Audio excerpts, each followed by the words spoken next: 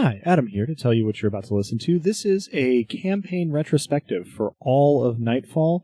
It's sort of like a Dice Peaks for the entire campaign. And like a Dice Peaks, we get progressively punchier, some of us get progressively drunker, and our topics range far and wide. On my end, this was actually recorded in our elusive sysadmin and tech wizard's house. So I actually got Philip to record a little something for us that I'll just drop in here. I told you I'm not doing that, Adam. Thanks, Philip. You do so much for us behind the scenes, and it's nice to have you on the mic at last. Along with the show, I hope you enjoy this campaign retrospective for all of Nightfall.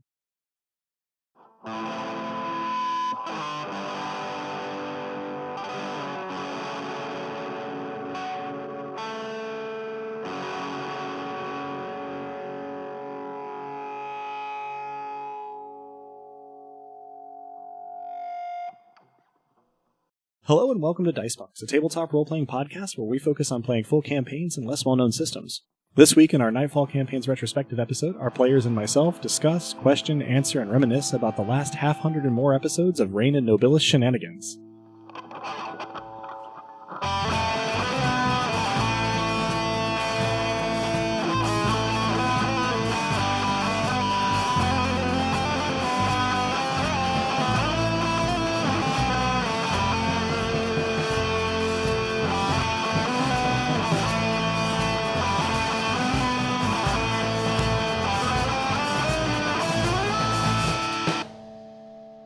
Hello and welcome. I'm Adam, your friendly neighborhood game master, and joining me are... Hey, I'm Drew, and you may know me as well as Dosk pre-Ascension and Leorian post things getting especially weird. Hi, I'm Robin, formerly Fury, formerly Lissa. I'm Dez, and I was Rumnet.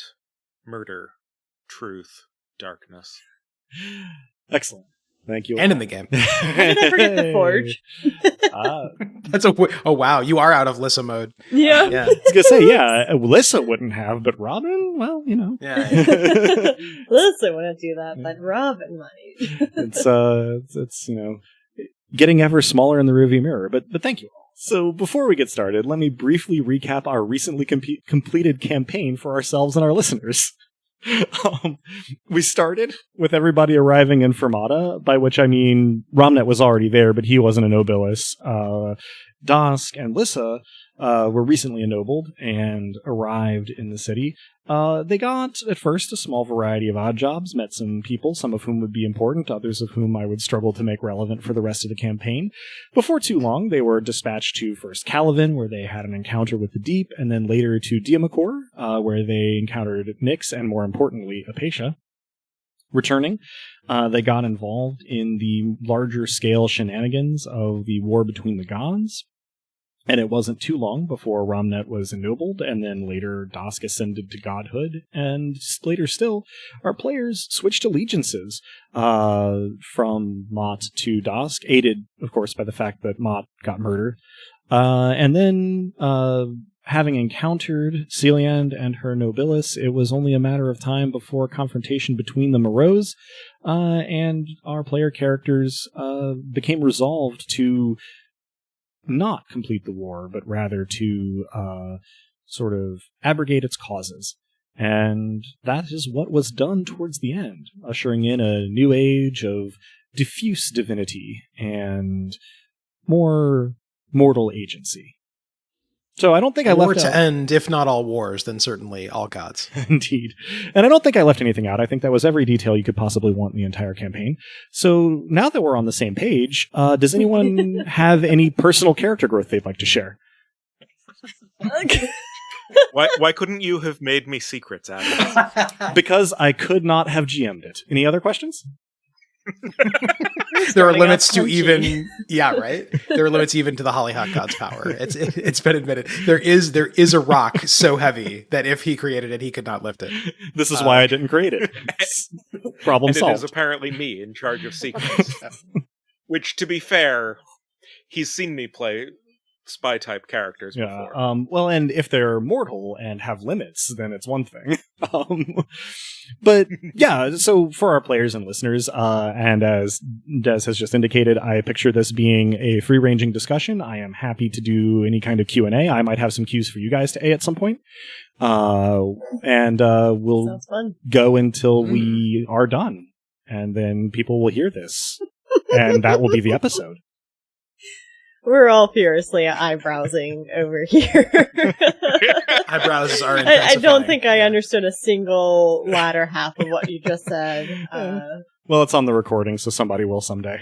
Yeah. Yeah. Maybe. For future historians to sort out, yeah. My first challenge for you, and something I know that a few of us have been curious about Challenged. based on past conversations, but could you redo that recap from Celian's perspective?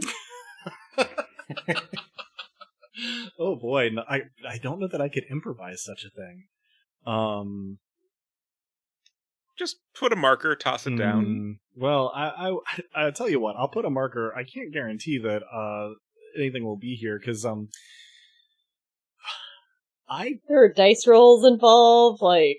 Well, I didn't really settle any details of what Celian's had been up to during the early stages of this campaign. Mm-hmm. You know, there weren't enough specifics beyond the scope of what you all would be encountering in world She wasn't necessary for me yet. to be like, oh, well, while you were in Diamacor, she was hunting down these two gods. Like, you know, I didn't have to do that, so I didn't. That The is smart. novelization from Celian's perspective is forthcoming. Indeed, yeah.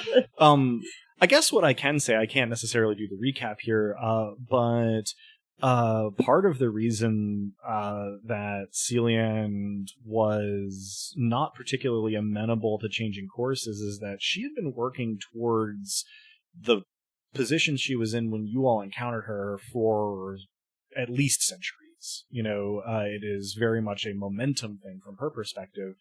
It is very hard as rough equals to kill one god and take their stuff without getting immediately dogpiled by everybody else who knows about it. So she was working very slowly for a very long time, but events were coming to a head beyond her machinations, and she was reaching a critical mass of power at the time when you guys met her. So try to do some creative writing later. But You've just admitted that you didn't have every detail planned from the beginning, which is quite a faux pas. Yeah. No, I will fall on my sword. Have you had Adam as a GM before? Once, briefly. I was actually thinking about this though, and like on a personal note, this is definitely the first campaign I've completed. I've had other ones fizzle. I've one-shotted. I was thinking that definitely wasn't true because we'd done one kind of together, but we're still one session, episode. I think, from completing our Over the Edge Our campaign. Quarantimes campaign. Yeah, exactly. Yeah. This is my third completed campaign with Adam. And we have historically, you know, in the two prior ones, had these sorts of post hoc, like, let's talk about things, and, you know, how we got from point A to point Z over there. Yeah. Well, and in your case, because we completed 2 Unknown Armies campaigns that I was GM of, we got partway through a Rain campaign that I was GM of, and then we were both in at least one other completed campaign that we were players in. I wasn't GM for that one. Yes. So you have a fair bit of experience with me on either side of the table. Yeah.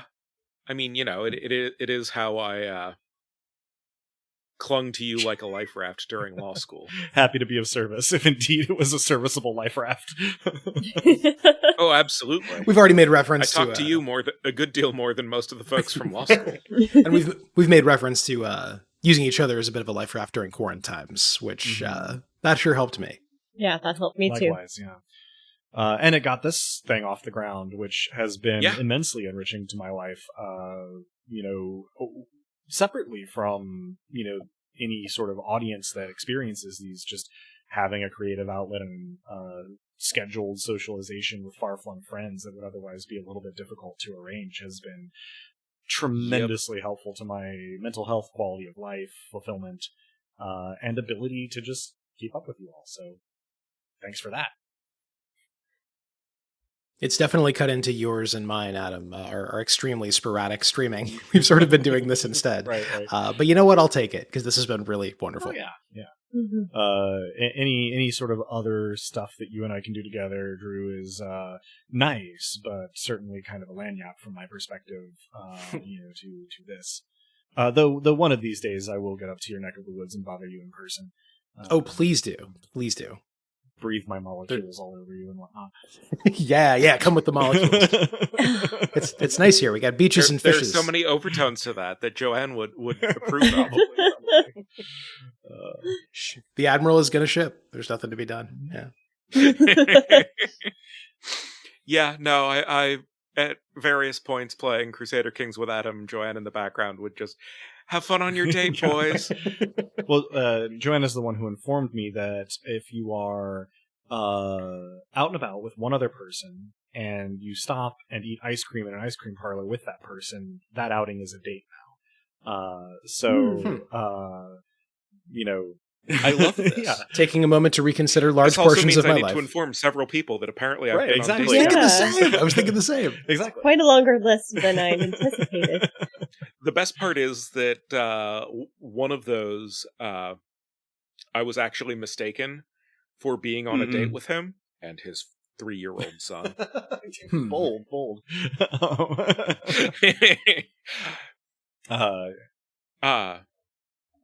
But circling back slightly to one of my, we can get to particular bits of this, but my general question is, what was the Sirthans' general agenda when they showed up in Fermata? Yes, let's talk about the Sirthans. Like, their whole Sure, deal, even as I am re-listening to the published episodes, is so opaque to me. So one of the big things is that they were hedging their bets, right? They had a few things that they could accomplish, and their strategy was to just kind of do everything to see if they could get anything.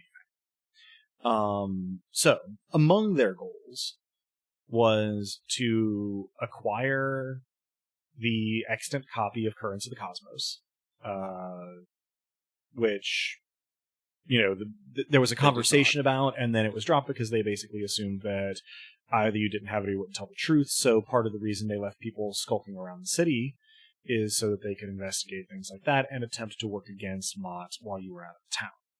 Mm-hmm. Those are the ones that got in over their heads, as it turns out.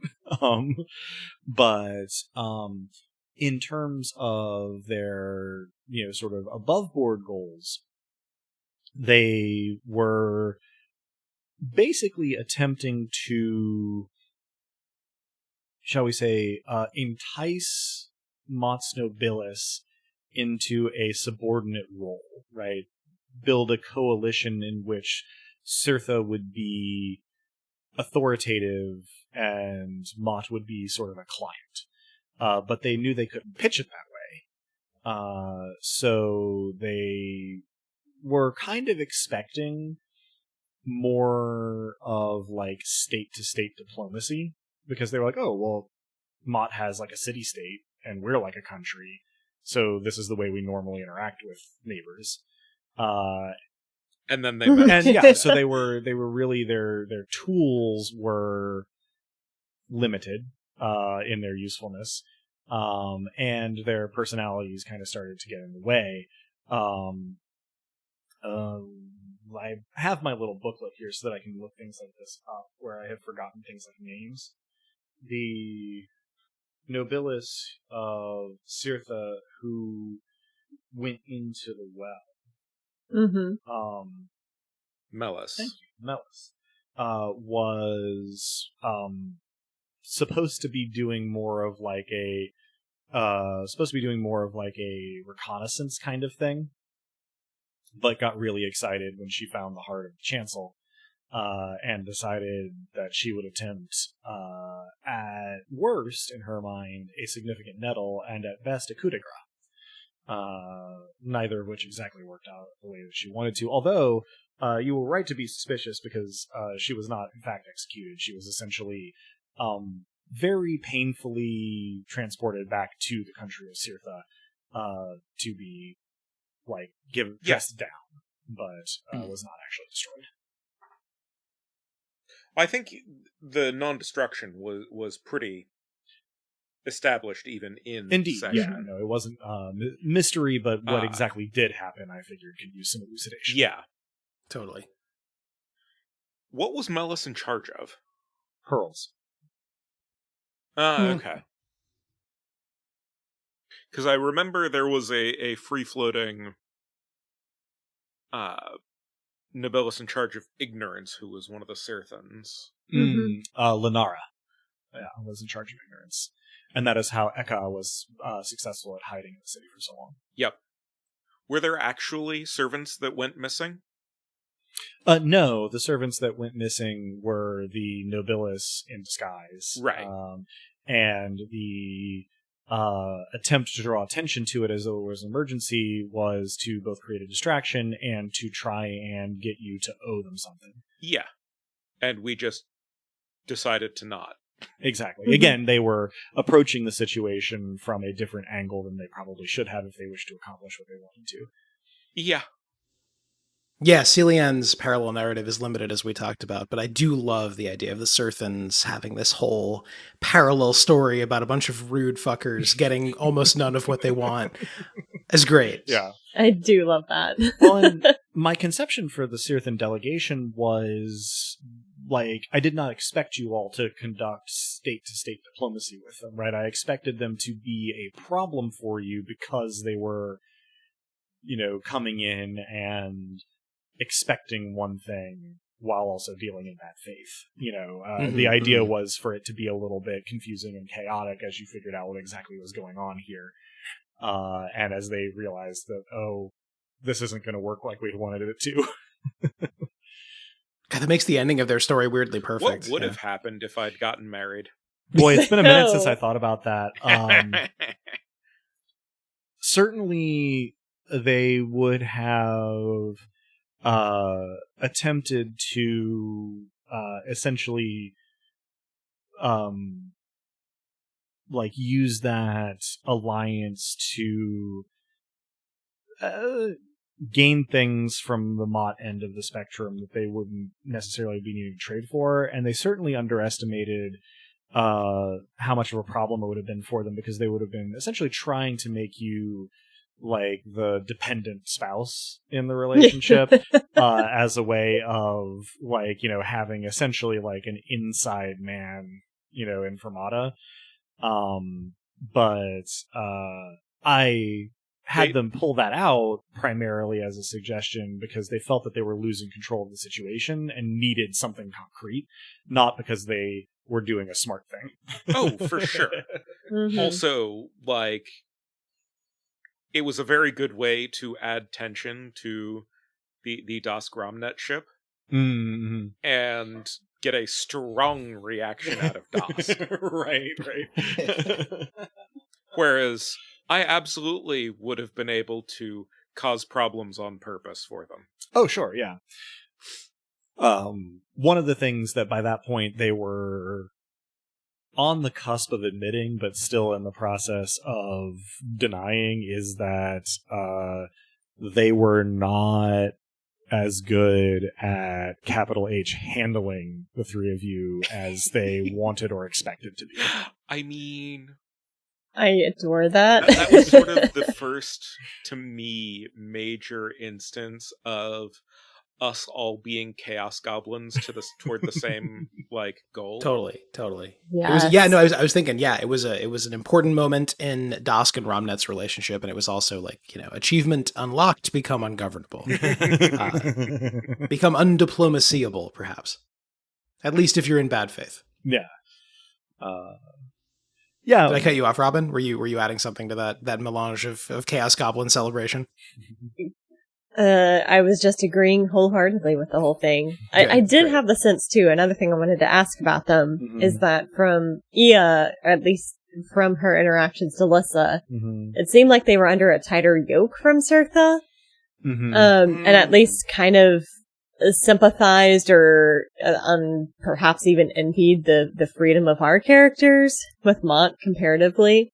Ia in particular felt that way. Yeah. Okay, good. I wasn't off the mark with her then. Yeah. She didn't see that she could do much about it, but one of the things that, they were frustrated with how, ungovernable, I guess is the word that you guys use just now. You guys have been like, how divergent from their expectations of how Nobilis deal with, Nobilis of another god.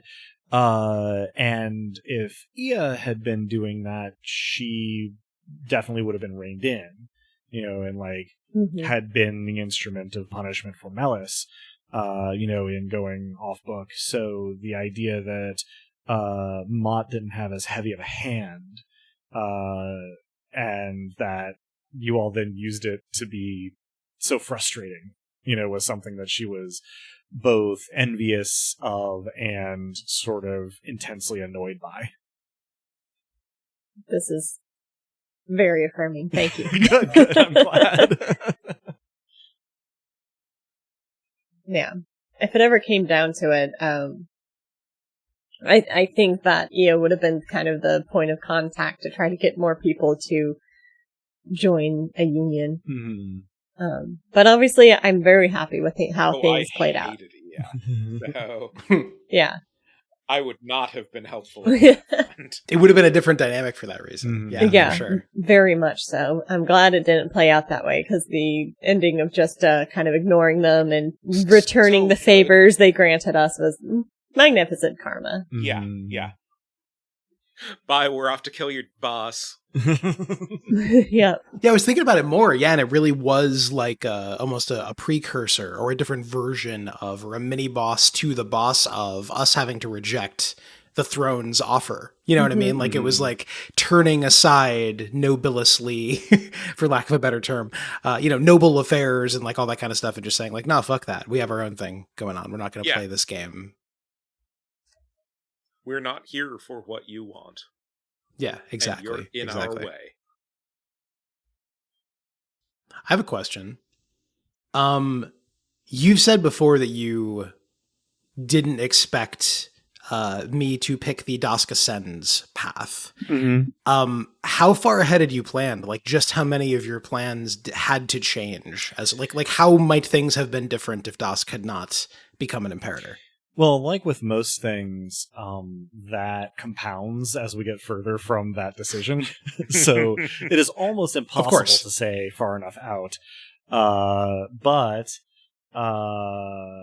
it is, in the immediate term, almost as soon as you made that decision, Mott becomes less important and probably doesn't see the end of the campaign. I didn't start thinking specifics about it right away, but I started to be like, okay, well now, like, Mott is already 50% less important than they were before. It's silly that I hadn't thought in these terms, but of course, yeah, like Mott could have been one of the last gods we had to deal with otherwise. Right, yeah. Well, and because Mott, had they not been hunted by Celiand, could have brought to bear their ability to coerce the other two players, which is part of the reason why I sicked Celiand on them, is because there is dramatic narrative potential and weight in that kind of coercion. But at that point in the campaign, I figure it mostly just feels bad. Yeah, it would feel an awful lot, emphasis awful, like PvP.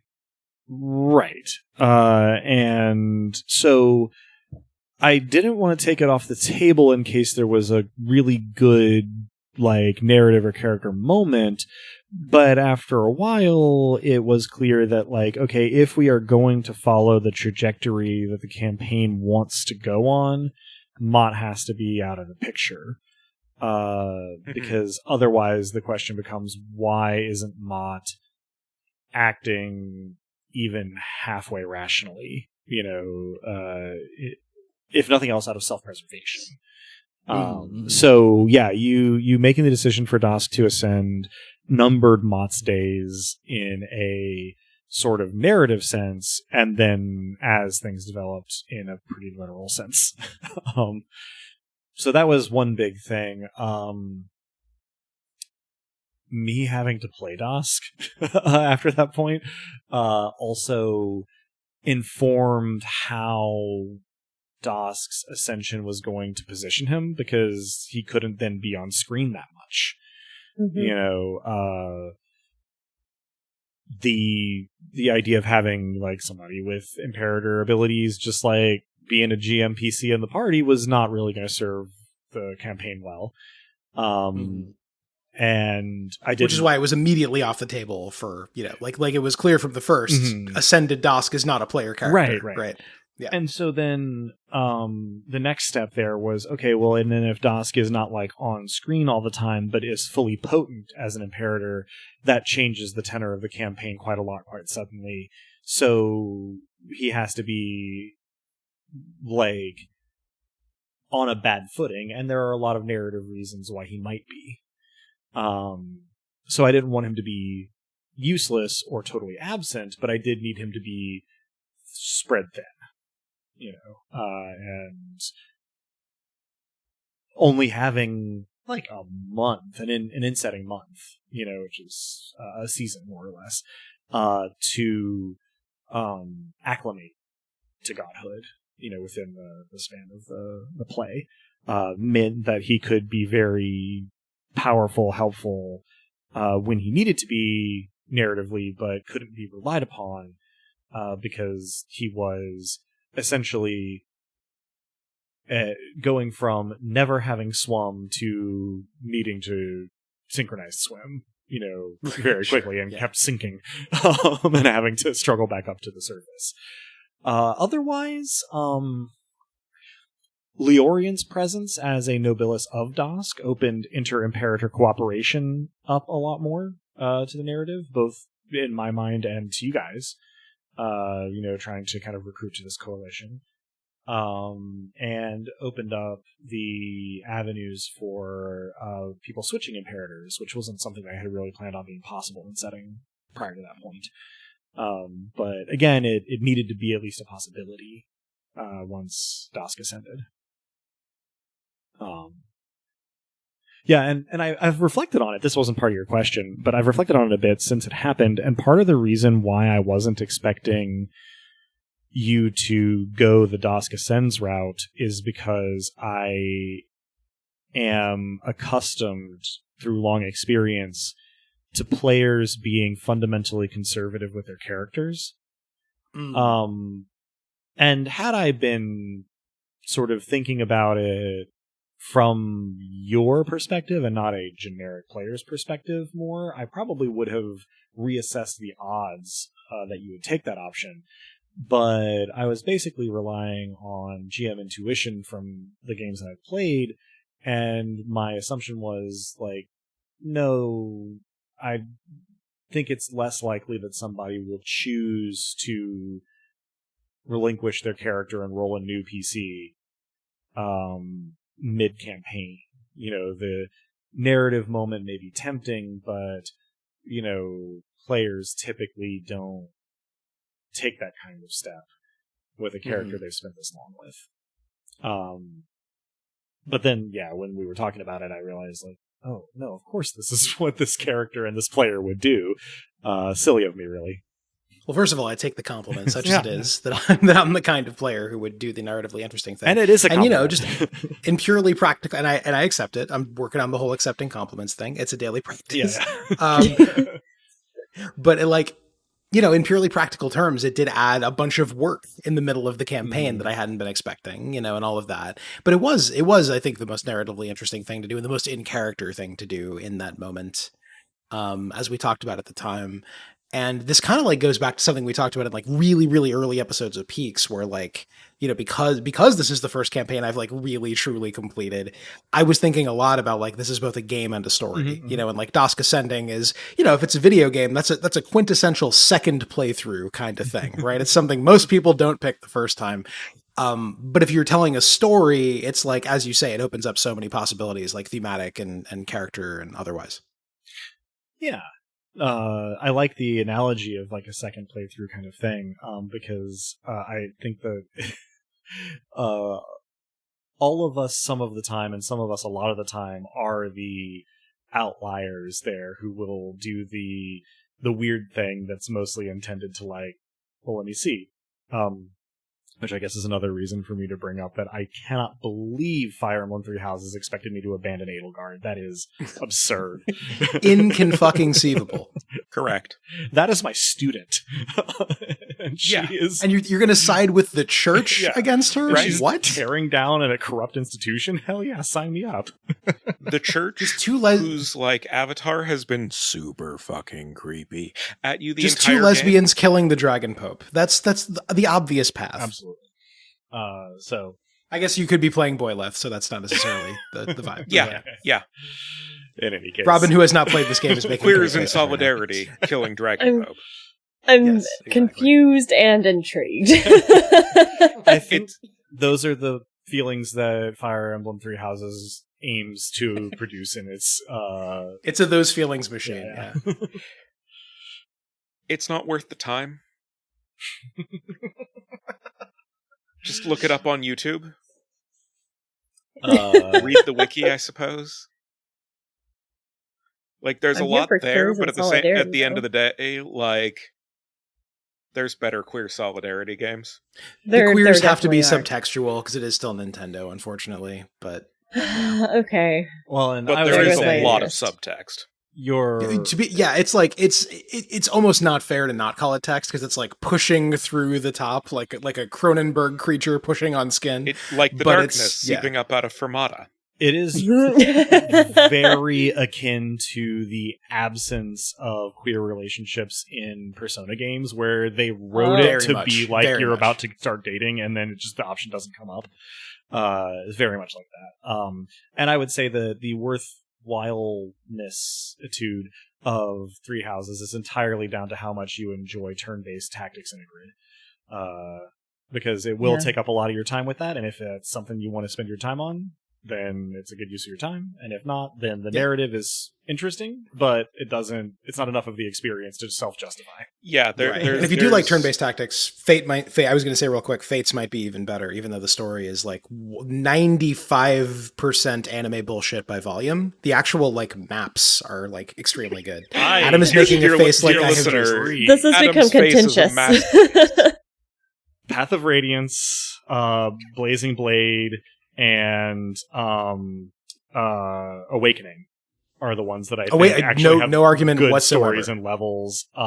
Fates, I didn't even make it through the demo of because mechanically it was terrible, design wise it was terrible, and like I didn't mean Fates. I'm so sorry. The listener might not know I'm drunker than I meant to be. I meant Engage. I meant the newest one. Okay. Fates did suck. You're completely correct. Now we can still be friends. Okay. No, that was totally close. kidding. That was, now that the friendship has been mended. I have not played Engage, although I have laughed at the main character's design. Colgate-chan. Did you Colgate-chan? Yeah. Yeah, no, the story is uncut weapons grade anime bullshit, but it's extremely good from just like a gameplay perspective. Yeah. And I can get down with some weapons grade anime bullshit. This is quite a digression we've just made. Let's get back on the games. I was trying to get us back on track, and then it just I'm just sitting here watching the world burn. Many apologies to anybody who is annoyed by the digression. Honestly, I think is like a central feature to ROMnet. Kind of. Yeah. a concurrent theme through the characters I've known you to play. I mean, some of my characters watch the world burn and are carrying around a thing of kerosene. Mm-hmm. Yeah, smirking and stroking the kerosene container. I guess maybe are we all players who are less small C conservative than the average? I wonder if I'm the one who's the most that. Like, I definitely feel that pull to toward optimal play, though I obviously don't always follow that impulse. Mm-hmm. I definitely don't follow. I suspect that I probably sheets. am the most conservative out of the three of us in terms of players. You think so? And then again, Sean. But then you like to make these choices that you make choices, non-conservative choices at very pivotal moments. So I would disagree that you're the least conservative. Well, I was going to say that in terms of the character sheet, Des, I think your analysis of yourself is sort of the most sort of traditional power curve growth, kind of what's the word I'm looking for here? It's like gardening or something, but cultivation. That probably is true. But yeah, to Robin's point, I think you do also have a really good instinct for like what's an interestingly chaotic thing to do in a moment that does sometimes carry risks for your characters. Which I do appreciate, right? And bless you for it, by the way. Yes. Yeah. I mean, to be chaotic good, one must be chaotic. Indeed. Yeah. Have I done this rant on the Peaks at some point that chaotic, lawful good is not actually a thing that exists? Like, the only actual good is either neutral or chaotic good in reality? I mean, I don't think that you have done that, but one, I would love to hear it. I will sit back and listen. And two, you're not wrong. Correct. I say, It's as a a lawyer, where law is just, a set of forces and lawyers are force multipliers. right. Lawyers who believe that the law is a thing, capital T, capital L, tend to not do much good. Right, exactly. They inevitably become lawful evil or neutral evil. In order to be good, you have to be willing to break shit. You can't go in thinking that the law has Systems any value are inherently. not good. Right. Mm-hmm. It's just a bunch of shit And people law, make. Like in D&D terms is just, I support the system. I support the status quo. What? Well, and the status quo is settler colonialists in D&D. So. Yeah, and There's therefore, that, there's a reason I refer to paladins as lawful awful. Mm-hmm. Yeah, no, because being in support of the status quo, I think a lot of stories in sort of a neoliberal framework, this could be a huge digression, so I'll keep it brief, but no, they tend to pose it as like, interesting. Let's take another sip of this 11% here that I didn't realize was that when I started. They tend to pose this really false dichotomy between the violent upheaval of a system and the morally neutral upkeeping of the status quo, ignoring how violent the status quo is every day, all the time. Ooh, I can talk about Mark Twain. Do it. There's a bit of Connecticut Yankee and King Arthur's Court that I really, really love, where he contrasts the French Revolution's reign of terror with what he calls the greater terror of 1,000 years of feudalism. And yeah, baby. Basically his thing is like they were both terrible, but the greater terror was more terrible by far than the reign of terror. Because if Mark Twain could get it, why couldn't BioShock Infinite? I'm sorry, right. please continue. Yeah, no, Mark Twain eventually quite based, if I'm using that word correctly. He had a journey, it's true. In any case, I know I threw off what you were saying originally, Drew, to make my mark. No, that was like, I couldn't have asked for a better yes. I have played one paladin in all of D&D, and it was a tiefling in a module that explicitly had like anti-tiefling bias built into the whole thing. And I explicitly got the GM permission to be chaotic good or neutral good, one of those, and specifically like, nah, fuck gods. I believe in the human capacity for making things better. And ended up getting extra feats because the GM was marvelous and amused by our leaning into character and so on. With being a chef, and basically our quarters ended up being in the artificer's shop, basically, and I operated a fucking community soup kitchen. There was always vat of stew going. So in the frigid Northlands. You've played Hardwired Island before, then? I mean, a little bit. No, but yes. Yeah. We definitely made friends with the sled dog NPC and made the GM make up a character name for him, and repeatedly submitting to this pimply teenage human trying to like grift us for slightly more than the cost of renting the sled dogs and whatever. And so yes, I suspect that I will have some of the vibe of Hardwired Island going on with my character who will have so much bullshit by volume. To bring that together with our next campaign, with the campaign we just finished, like, I think that's the thing that makes us not especially small or, thank God, large C conservative players, is just like, part of the reason I want to do stuff like this is just because I have this thing in me that insists that lawful good is impossible because, goddamn it, things could be otherwise. Yeah. And I feel like that's a core theme of what we just, this giant thing we just did. Yeah. And personally speaking, even down to the character construction, it's like very much ingrained into at least my thought process with what I make is stuff that overturns the status quo in what I feel is interesting ways. Totally. Yeah. So the last 15 minutes are basically a rambling thesis of our theory of both the world and gaming. Right. Here's why we made what we made. I still have questions about the campaign. Damn it. Yes, please. I'm sorry. That was I wanted to get us back there. Yes. That was said with very good humor. Yeah, You don't need to apologize. Drew. I'm sorry. No, you're good. You're good. One of the things, right, from my perspective, as I'm laying all this stuff out to get this campaign going and planning it throughout, right, is that I'm very much there's a post, I want to say it was Tumblr or Twitter or something, and I will try to remember to look it up, but I don't know how easy it'll be for me to find. So if you know the credit for it and I don't have it in the show notes, let me know. But the idea is, like, if you have total freedom to do whatever you want in, parentheses, Mass Effect, Skyrim, Dragon Age, whatever, why do you mostly just go around helping people and doing chores for them? And the person answered, well, because my power fantasy is being able to, like, make people's lives better and help the people I care about, and so I've seen this Tumblr post. Yeah, it's been around for a minute. And when I was putting all this together, right, like, you guys designed Mott to be, like, not especially helpful. And we did this to us. Let the listener, if we have not made it clear, let us make it clear now. We did this to us. But we did this to us with the intention, I think, of eventually getting rid of Mott ourselves. Very much so. Very much so. Absolutely. Yeah, you built the friction in intentionally, which was great, and I really enjoyed it.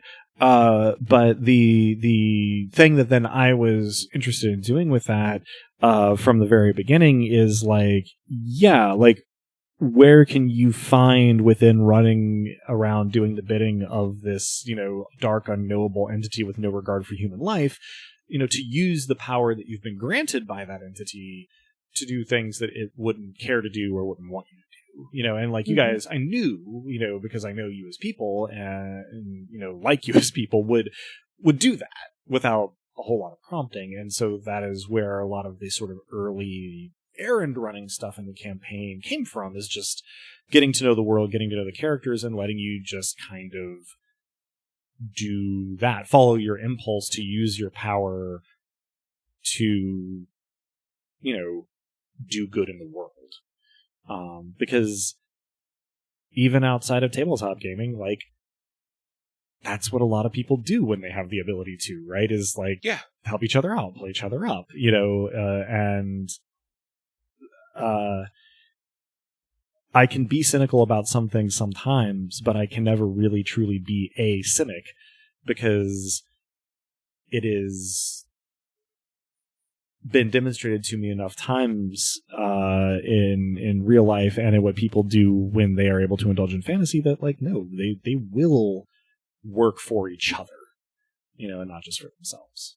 And I think you guys did a really good job of just, illustrating that in this fiction that we've all, kind of put together.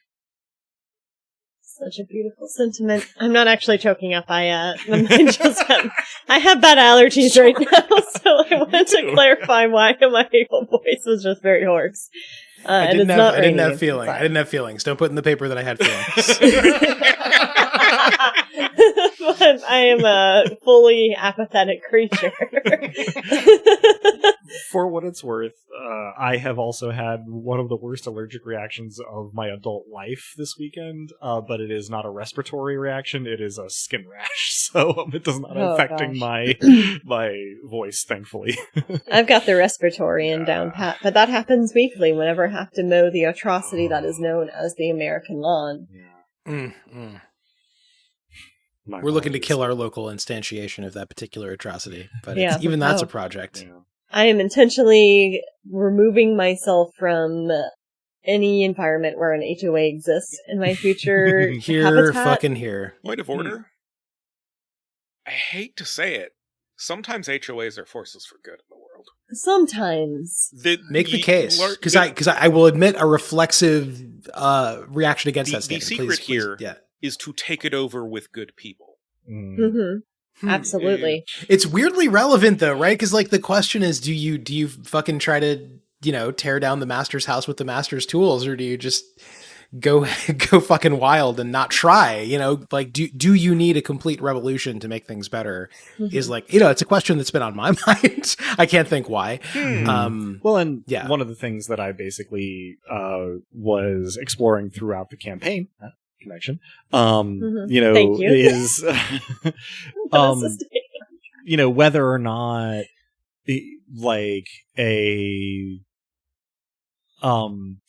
all means available system of change makes sense, right? Like if you can do it through the HOA, do it through the HOA. If you can't, burn it down. Like whatever incrementally improves something now, here and now for someone, is, if not the best option, a viable option for consideration is usually my, sort of starting outlook. But it is perhaps a little overly simplistic for some applications, and I think bears examination, if nothing else. And so thank you, 3, for helping me examine that a little bit for the last couple of years. Happy to be of assistance. Yeah, here. It's a good question to work out through a format like this, because it's not a simple question at all, right? Like it lends itself to metaphor and collaborative storytelling and working things out. I think that's what's so compelling to me personally about tabletop, is that it allows us to ask these bigger philosophical questions about society, even the nature of humanity writ large, and the matrices of domination that affect us all, and how those interact with the social and political systems of power. But also it allows us to do some, at least soul searching for the inner self as well, and explore things there that are kind of reflective of us as human beings, and things that we're personally passionate about or have traveled through in the past. Yeah, I think that's something that distinguishes tabletop gaming from both creating and consuming solo, as it were, narrative content, writing or reading or playing video games or whatever, is that there's this interaction between, the community of people in the game, as well as the community of the characters and the world that the GM has created. Whereas, when I'm writing a story, I am in conversation with myself, whatever source material there may be, if any, and the sci-fi or fantasy canon, such as it kind of warrant, and then nothing much else. Well, and one of the things that I really value about it, especially from the perspective of a GM who gets to play everybody else in the world, is that for players and GMs alike, one of the things that this hobby lets you do is try on alternative selves, and it's not I don't know, immersive really. It's not I lived as this alternate universe version of myself for a week and found out that I love it or don't love it or whatever, but it lets you sort of create an alter ego that reflects some of your thoughts and feelings, some of your better angels, some of your lower demons, right? Lets you kind of pick some things that you're going to portray in ways that you don't usually, but that are in you, already, and take them for a spin. And one of the things, especially as a GM, but also as a player, that's really kind of interesting about that is when it doesn't work. When you're like, oh, I want to do this kind of person, and then you just like either can't or don't like it, which is where a lot of like even very detailed, well thought out characters often take half a dozen sessions to settle into who they're gonna be as you figure out what the fit is and break them in like a pair of shoes, massage the structure of that character until there's a part of you that you feel comfortable doing a whole campaign in. I was, because we're doing some meat punks in the near future between campaigns, was listening back to that episode and reflecting on the distance between Radaganda as I envisioned her and Radaganda as I played her, and kind of having this thought, and no guarantees about how consistent her characterization from the first Meat Punks episode, the second Meat Punks episode will end up being. We'll see. Once you got a slime clone, you have a reason to maybe change your perspective on yourself. Good point. It's fine. I wish I had a slime clone. Gosh, I forgot about the slime clone. How could you forget about the slime clone? I just was hung up on the fact that Viz never found their color. Yeah, that's true. There's still time. There's still time. Rataslima, if you will. Rataslima. Slimaganda. Slimaganda sounds like something you'd find in a medical handbook, and I will leave it at that. I was gonna say, I think I like mine better. Have you been screened for Slimaganda recently? So, okay, I think we had other questions about the campaign. Yes, mine are very specific. Awesome, perfect. And it was not the one I just asked. Sure, yeah. So these are very specific to Lissa, but my first burning question is, who did Lissa reach when she was praying to the dead gods? Oh, so okay, I'm trying to remember exactly how I sort of presented this, but so the question I was trying to answer is, who did Lissa reach when she was praying to the dead god? And my sort of own interpretation of that, and I'll leave it to our players and listeners how well this lines up with what I actually did, because I don't have the clearest memory of exactly what I did with it, but is basically, okay, I'm going to make a stupid analogy, kind of like scrolling through posts by someone who's no longer with us.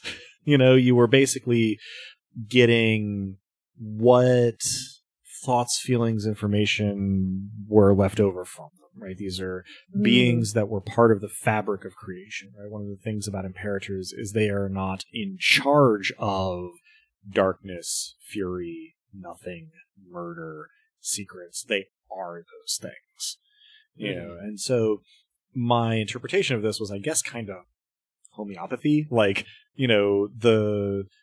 those things bear the imprint of every Imperator they've been before, and so anytime you were trying to reach out to something that wasn't around anymore, you still were able to get kind of a shape of them. An echo? Yeah. So it was like I was talking to a ghost? A holy ghost? Depending. Trying to steer the conversation to that conclusion, Robin. No, but as soon as he started describing the answer, I was like, I have to make the pun. Yeah, that's fair. Well, it was a direct hit on me, but I was gonna say, I believe a microphone was knocked over in the process as well. that was mine, but that's because I am shifting around as I am terminally prone to doing. I would say that insofar as I imagine ghosts as being things that still have like self-awareness and agency, not so much, but there are traditions of haunting that don't include that. So, So like the echo kind of deal of it. They're still able to kind of react to stimuli, but they're not actually conscious. I have it. It's the stupid one that tells a lot about my specific nerddom. it was like interacting with the hollows that used to be these gods. If you've ever played Dark Souls, the hollows are things that have lingered for so long that they no longer have will or identity, but they keep on enacting the thing that they were doing in life, right? So the guards are still guards because that's just where they were standing when they lost themselves, over a long enough time frame. The gardeners are still gardening because they were gardening through multiple deaths because they, were doing that and then they lost themselves and they just kept going on autopilot. That's sort of like there is a shape of a thing there, but nothing behind it. And so you were able to glean information from the shape. Yeah. Last very specific question. Sure, yeah. I welcome them. Who were the gates? Oh. It was a familiar voice. Uh-huh. The voice was familiar because it was one of the many voices that Mott spoke in simultaneously. Okay, Yeah. so excellent. Mm-hmm. I was barking up the right tree, just not singular enough. Mm-hmm. Yeah, and there was not a whole lot you could have done with that information, really. It was just a nice little oh yeah, this is kind of how it's falling out. Yeah, I like that. I liked the idea too, but didn't end up pursuing it. Sorry, guys, didn't talk over you. No worries. What ultimately was the deal with the Timothys? Oh, so the acolytes were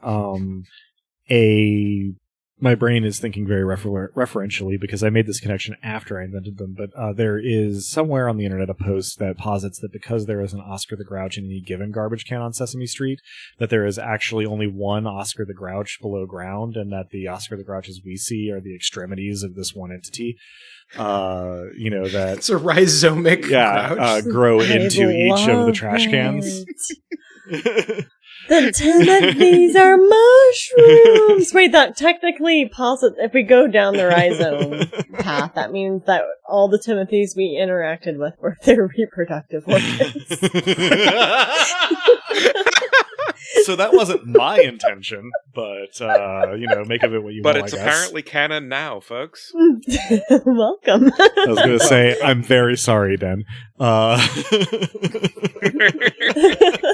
This beautiful thing you got invested honestly, of the two personally known patrons, I'm sorry, Derek is the more appropriate. I said Den because Den wrote the story where an acolyte learns to kiss. Oh, yeah, no, that's fair. However, that kind of lines up with our theory. Yeah. So anyway, the acolytes were kind of I guess you could call them human interface that less Mott and more Fermata had. Mott kind of wound it up and let it go so that Mott wouldn't have to interact with the citizens of Fermata. The acolytes could do it. And did the eggs come from the Reptimothys? No, they did not come from the acolytes. Where did the eggs come from? The eggs came from Fermata. When Mott sealed off Fermata from the rest of the world, they had an idea that there are certain things that cities should have, and one of those things is food. So food could simply be procured. And for most citizens of Fermata, this just meant going to the right market stall, they'd always have stock, or going into the larder, there'd always be something there. So not only did the egg come first, the chicken came not at all. Robin, did I beat you to the punch? You did! Well played. It was really well phrased. Great minds. Well, and I was going to say that one of the advantages you had with the Acolytes is that the Acolytes are some of the only entities in Fermata that could choose what kind of food they found.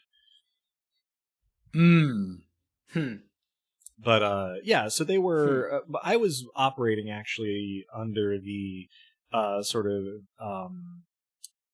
idea that the Acolytes were essentially co-opted residents. That they had sort of been that residents of Fermata had served as the basis or template or food or fuel or however you want to think of it for the creation of the Acolytes, and that's why there were confused people in the confluence. The manifestation. After Fermata got undone.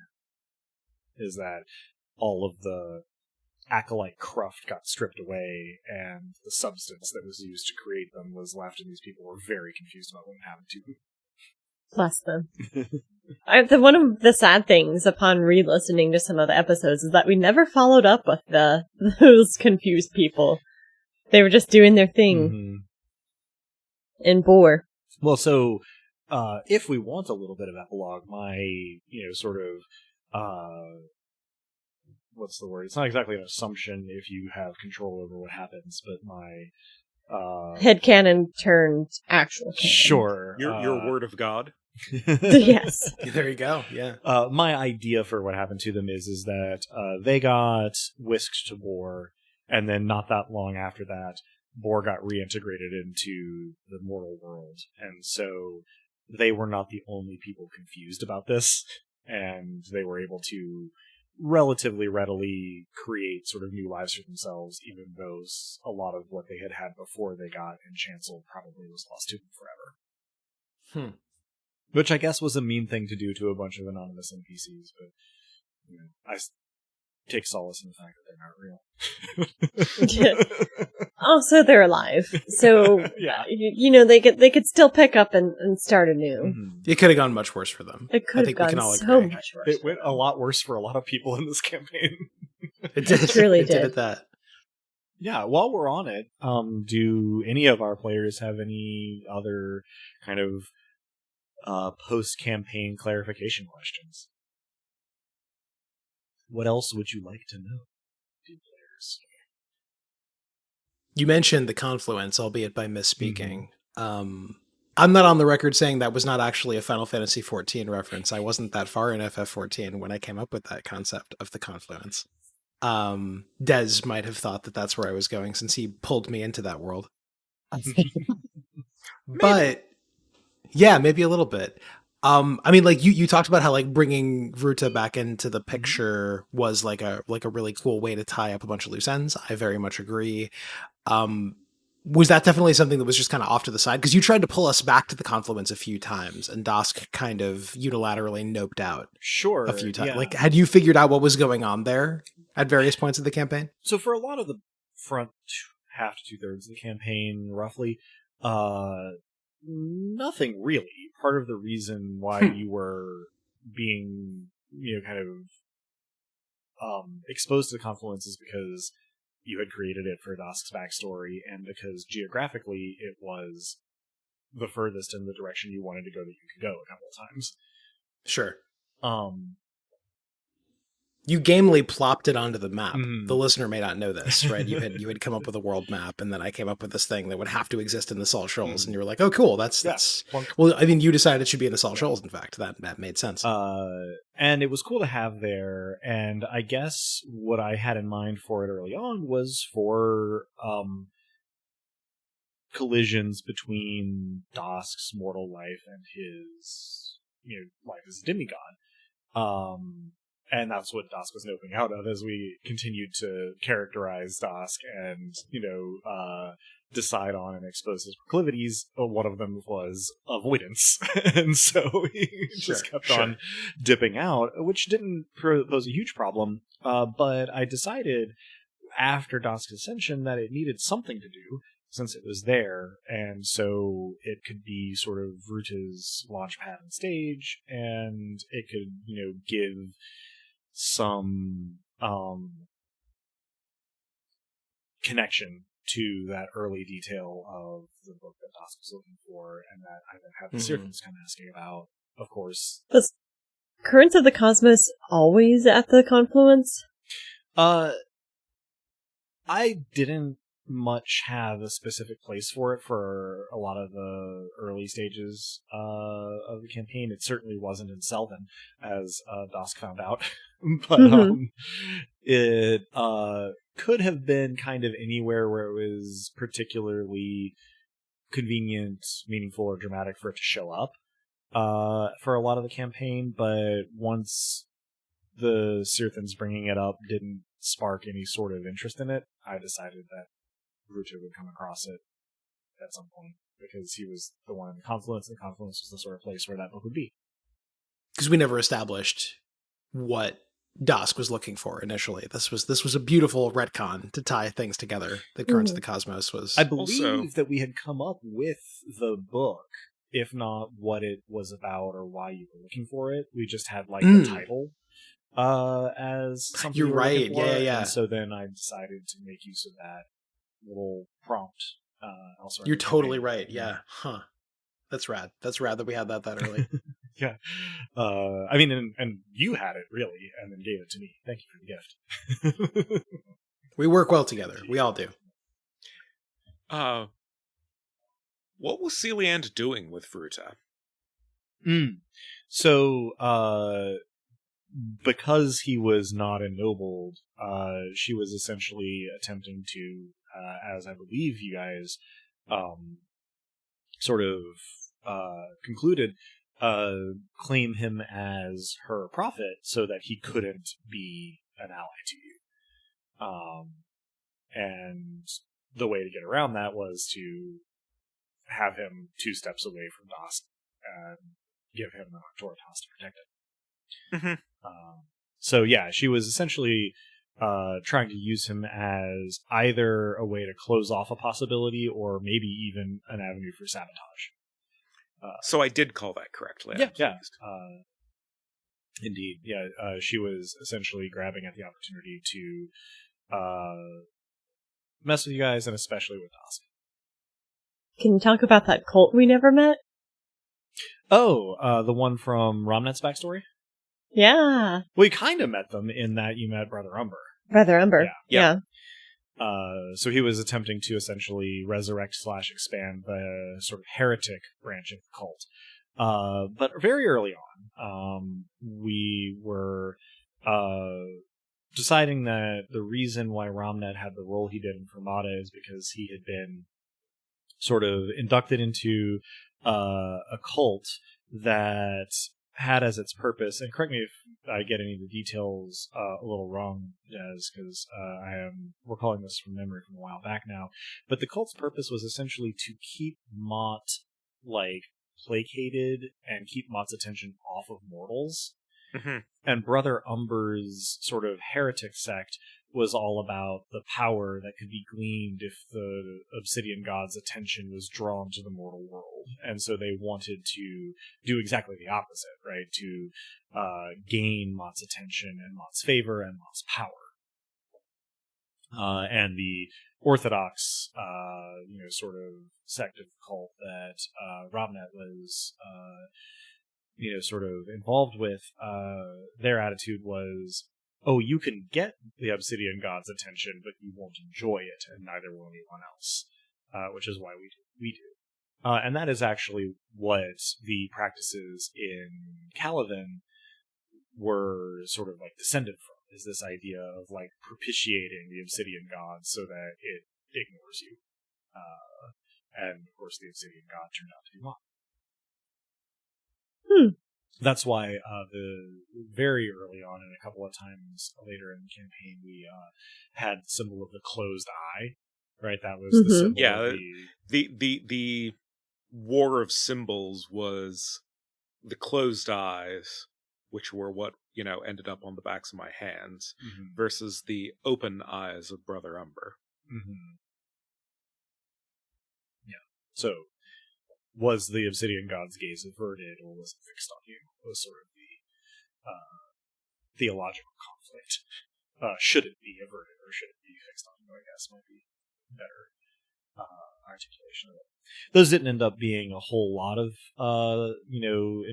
neither ended up being extremely involved in the campaign, because we ended up just not doing that much stuff directly with like the greater Mott ended populace. up being sidelined. The populace ended up being largely irrelevant, and I grew away from mortal things.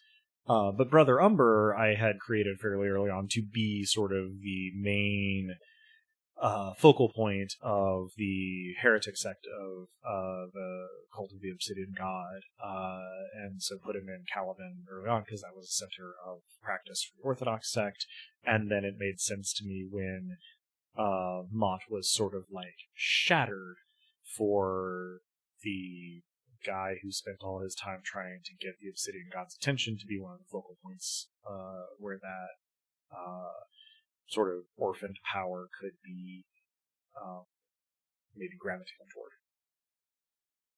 Yeah, so he was maybe not the most thematically central antagonist, but he was sort of woven in from the very beginning, and it felt weird not to have him, like, in it somehow. And I liked the opportunity for, if not Mott, then Mott's stuff to sort of try and be directly in opposition to you guys for a while, given that you abandoned Mott. That was a very satisfying conclusion. Yeah. No, that you tied a whole bunch of the later game things together and back to where we'd started from with fairly extreme amounts of narrative elegance. Mm-hmm. Like, quite impressed. Yes.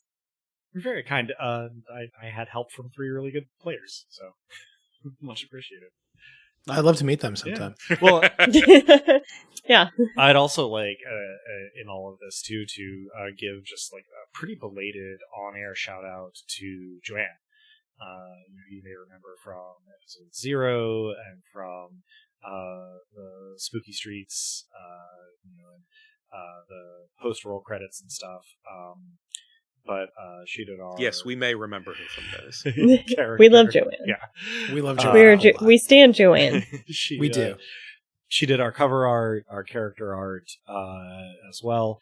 And she has done an increasing amount of the editing as time has gone on as well for these episodes. And one of the functions that she has frequently served is as a sounding board for ideas, possibilities, approaches. When I have a couple of ideas and I can't decide on one or the other, I'll, sort of present them to her and see what she thinks. Because again, as an editor, she hears a lot of this stuff, it's been recorded, or just kind of get her opinion on like what's cooler or more meaningful or clearer or whatever. And so a lot of the, a lot of whatever elegance is there, I think I can attribute to, her extremely clutch help and perspective in figuring out what makes sense and what will be fun to play and to listen to. So, shout out and thanks to Joanne, belatedly, certainly. To whatever degree she is the unsung hero of this podcast, let her be sung. Yes. I shall not do the singing because then our listeners would all turn it off, but let her be sung. She also made speaking of singing, she made an extremely rad album cover for a record I made during lockdown, which was The Other Way I Stayed Sane. She's ludicrously talented. She is. See, I certainly think so, but then again, I would. You can be biased and correct. It certainly means a lot to me, and I'm sure to her as well to hear it from you all. I guess while I'm doing the thing on the air, if you think fabric arts are cool, or you like frogs, or you just think Joanne is neat, check out Anything Sews on places like Instagram and Etsy, because that's where you can see her stuff, as well as our cover art and character. Speaking as a motherfucker who really likes frogs, I think her work is amazing. It's true. It's very good. Yeah, I've commissioned her multiple times. I've done a commission, and I'm probably coming up soon on another one, and yes.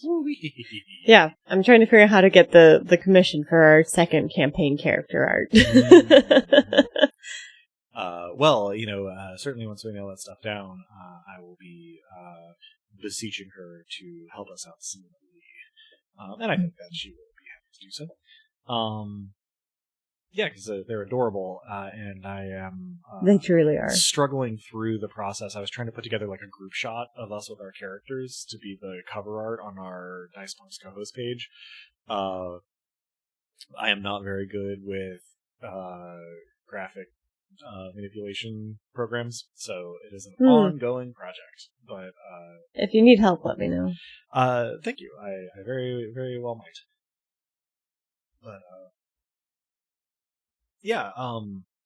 that worthy digression aside, what other cues can I You've already ate all my cues. My cues are feeling pretty aid.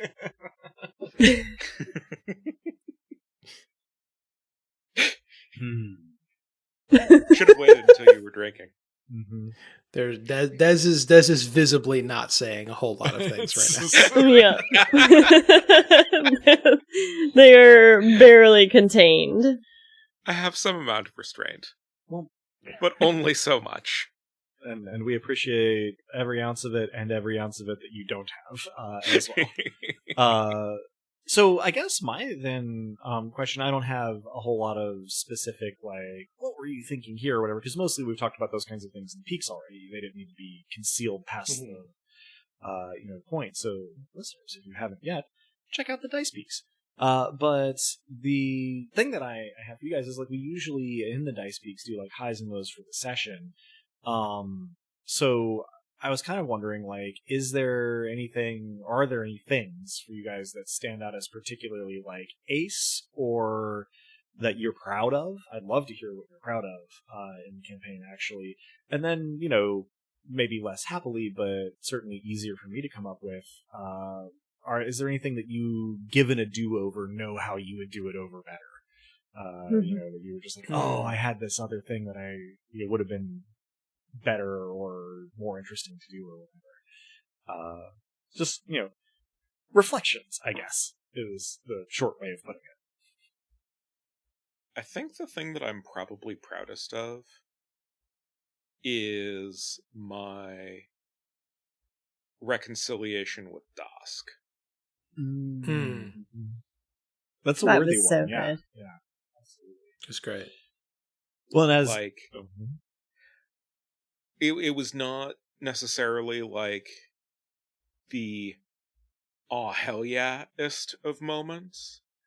That honestly is probably just a variety of my later game mass or large scale murders, depending on whether we're looking at one or multiple bodies dropping. There were some hell yeah murders in this campaign. There really were. There really were. But the sort of 2.5 party character work of Rumnet reconciling with Dosk was very good and very satisfying. Yeah, well, as the person who had to pilot Dosk through it, I felt like you had, like, pre-accomplished a lot of the work, right? Like, you sort of set tone and parameters such that all I really had to do was, like, follow the cues, and it turned out really well, It really did, yeah. So, very, very worthy submission for a proud moment. I think it was pretty well pitch perfect. One thing Des and I talked about offline really early on was that, like, the relationship, drama is even the wrong word, because, like, what we were talking about was, like, these are characters who work shit out like adults. And, like, what we didn't say out loud at the time, but I think Des, don't let me put words in your mouth, but I think we're on the same page here, is that, like, that's underrepresented in media. Just people sort of, like, working things out in sort of a rational, mature way. It's so much harder to write. I say this having written both sides of it. Mm-hmm. Totally. It is so much harder to write engagingly from a tension and drama standpoint. Because, happy ending, people think that's boring. It's not, but people think it's boring. 2, like, there's less drama to a reconciliation. And 3, a lot of people haven't seen it in their real life to know how to write it. Yeah, totally. Which is, it's like a recursive loop, right? Yeah. Because, like, you're modeling your own sense of romance on a world in which that doesn't exist. So it's like round and round it goes. So I think there's a huge amount of value to modeling that in fiction. Exactly. And seeing, yeah. just as a very, very brief aside, I do not want to derail us. This is actually one of the things that I ended up really appreciating about the Owl House, because the characters are young and feeling their way through, but they actually do it. They do feel their way through, and then it's actually very satisfying to see that. And it's a rare instance in fiction of people like giving each other the benefit of the doubt, communicating, etc. So kudos to us, I guess, for putting a somewhat lower profile one on the pile, but putting it on there nevertheless. I gotta watch Owl House. I've heard good things. Do it. I will. Oh, God damn it. It's also on my list of things, but I am very bad at watching things. So well, and it's done now, so you don't have to wait on yes, it. no, as a citizen of Tumblr, I am Sure, extremely aware. Yes. Citizen of Tumblr. That's your primary citizenship, I think. It's no, I have dual citizenship with Ireland as well. Mm-hmm. Sure, fair. But yeah, pretty solid recommendation for that. And one of the only other entries in the tradition of people handling relationships constructively, which was something that I enjoyed about the dynamic there, because it isn't like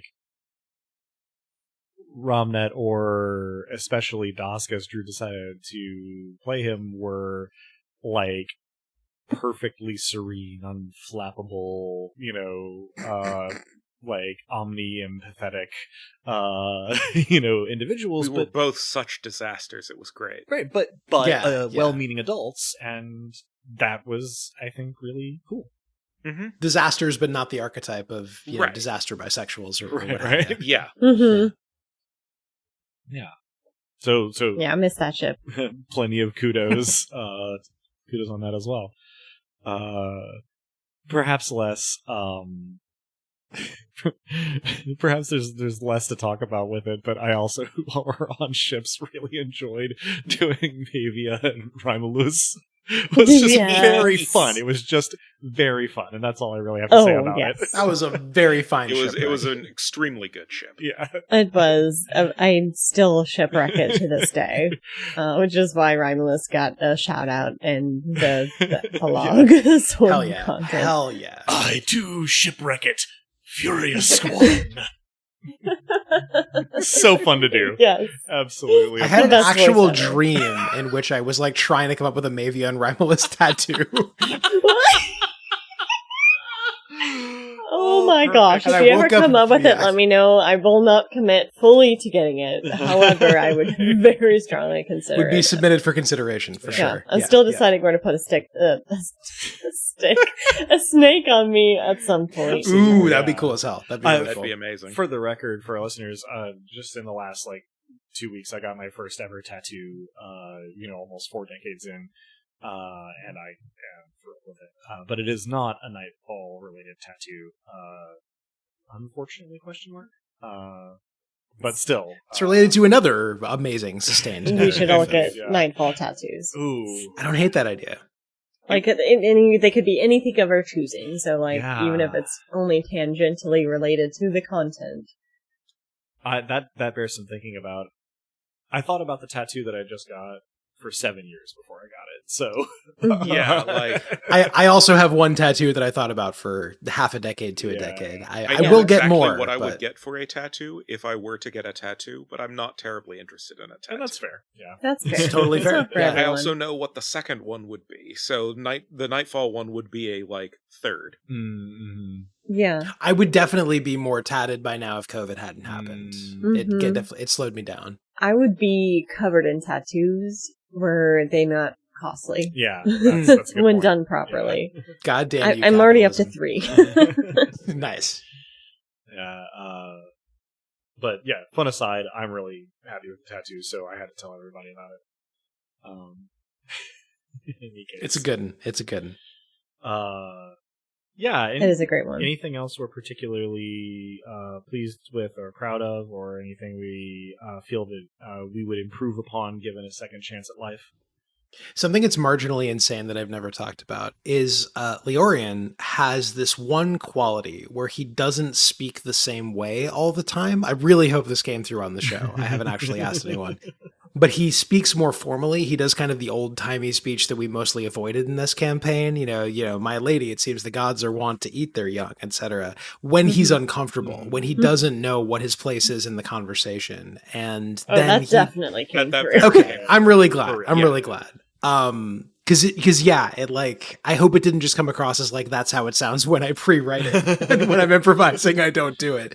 Because I try to be really intentional about when he does that shit and when he doesn't. And to the degree that it came across, I am very proud of that. Because it was like a neat characterization, I think. That was very cool. Yeah, I personally enjoyed watching the more uncomfortable Leorian got. Real, yeah. The increasingly formal he became. Which was like a weird foil to my character, so I thought it worked nicely. Oh, I'm super glad that came across. Yeah, because it's weird that we've never talked about it, but we actually never have. And then both of these are a slight contrast to Romnet, who is oblique. I am done with this shit. We are busting through face first. Yeah, totally. Well, which totally doesn't mirror how I operate in the world. Well, in the Leorian's case, especially, like, I know that I picked up on it because I'm watching Drew do it on the camera, and because I know Drew. So I'm curious if our listeners picked up on it as an intentional thing, and if not, maybe it's now a fun little thing you can look out for on re-listens. If you go back, you can hear Leorian getting more and more uncomfortable and more formal. It's a total Rosetta Stone or a Rorschach test. It's more Rosetta Stone. You can tell how comfortable he is or not by how much he does that shit or doesn't. A Rorschach Stone, if you will. So. A Rorschach Stone. That's a Rorschach Fox.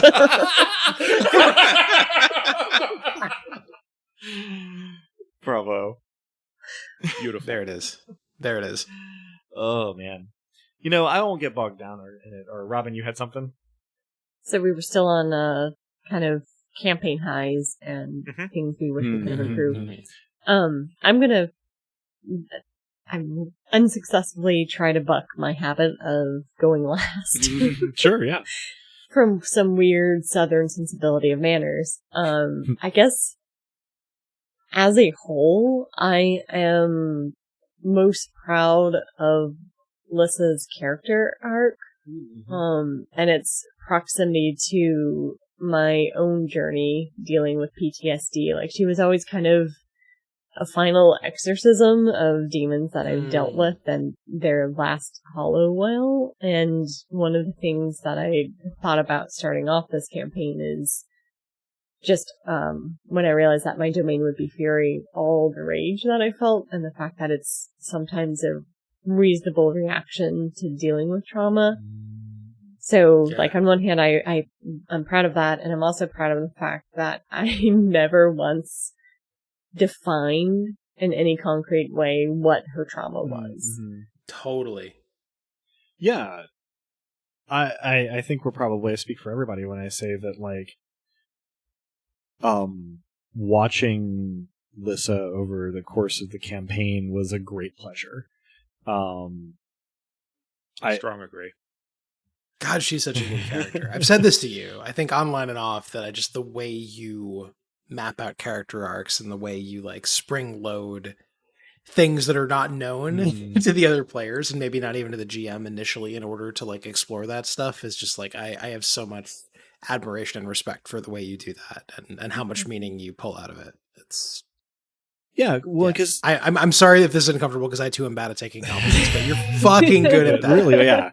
And I'm glad you brought it up as something that you were pleased with because you well should be. And to me, I want to specify a thing about it that is the whole construction of Lissa's character and her arc was, I think, really good. But one thing that is particularly impressive to me as somebody who does the session planning and sometimes struggles with this sort of thing is that you weren't just really on point with Lissa's construction. The follow-through was extremely consistent from the very beginning to the very end in ways that were interesting, often entertaining, and felt like natural and organic progressions, from what had come before. So even being a little bit on the inside and knowing more about your character up front than our other players or our listeners would have, it was still a fun journey of discovery and just kind of like arm pumping moments of like, yeah, that was really fun. And like, I think you get to take a lot of credit for it. I also don't want to leave it merely implied. Thank you for like trusting us to be a place where you could like work that shit out. Extremely that. Yeah.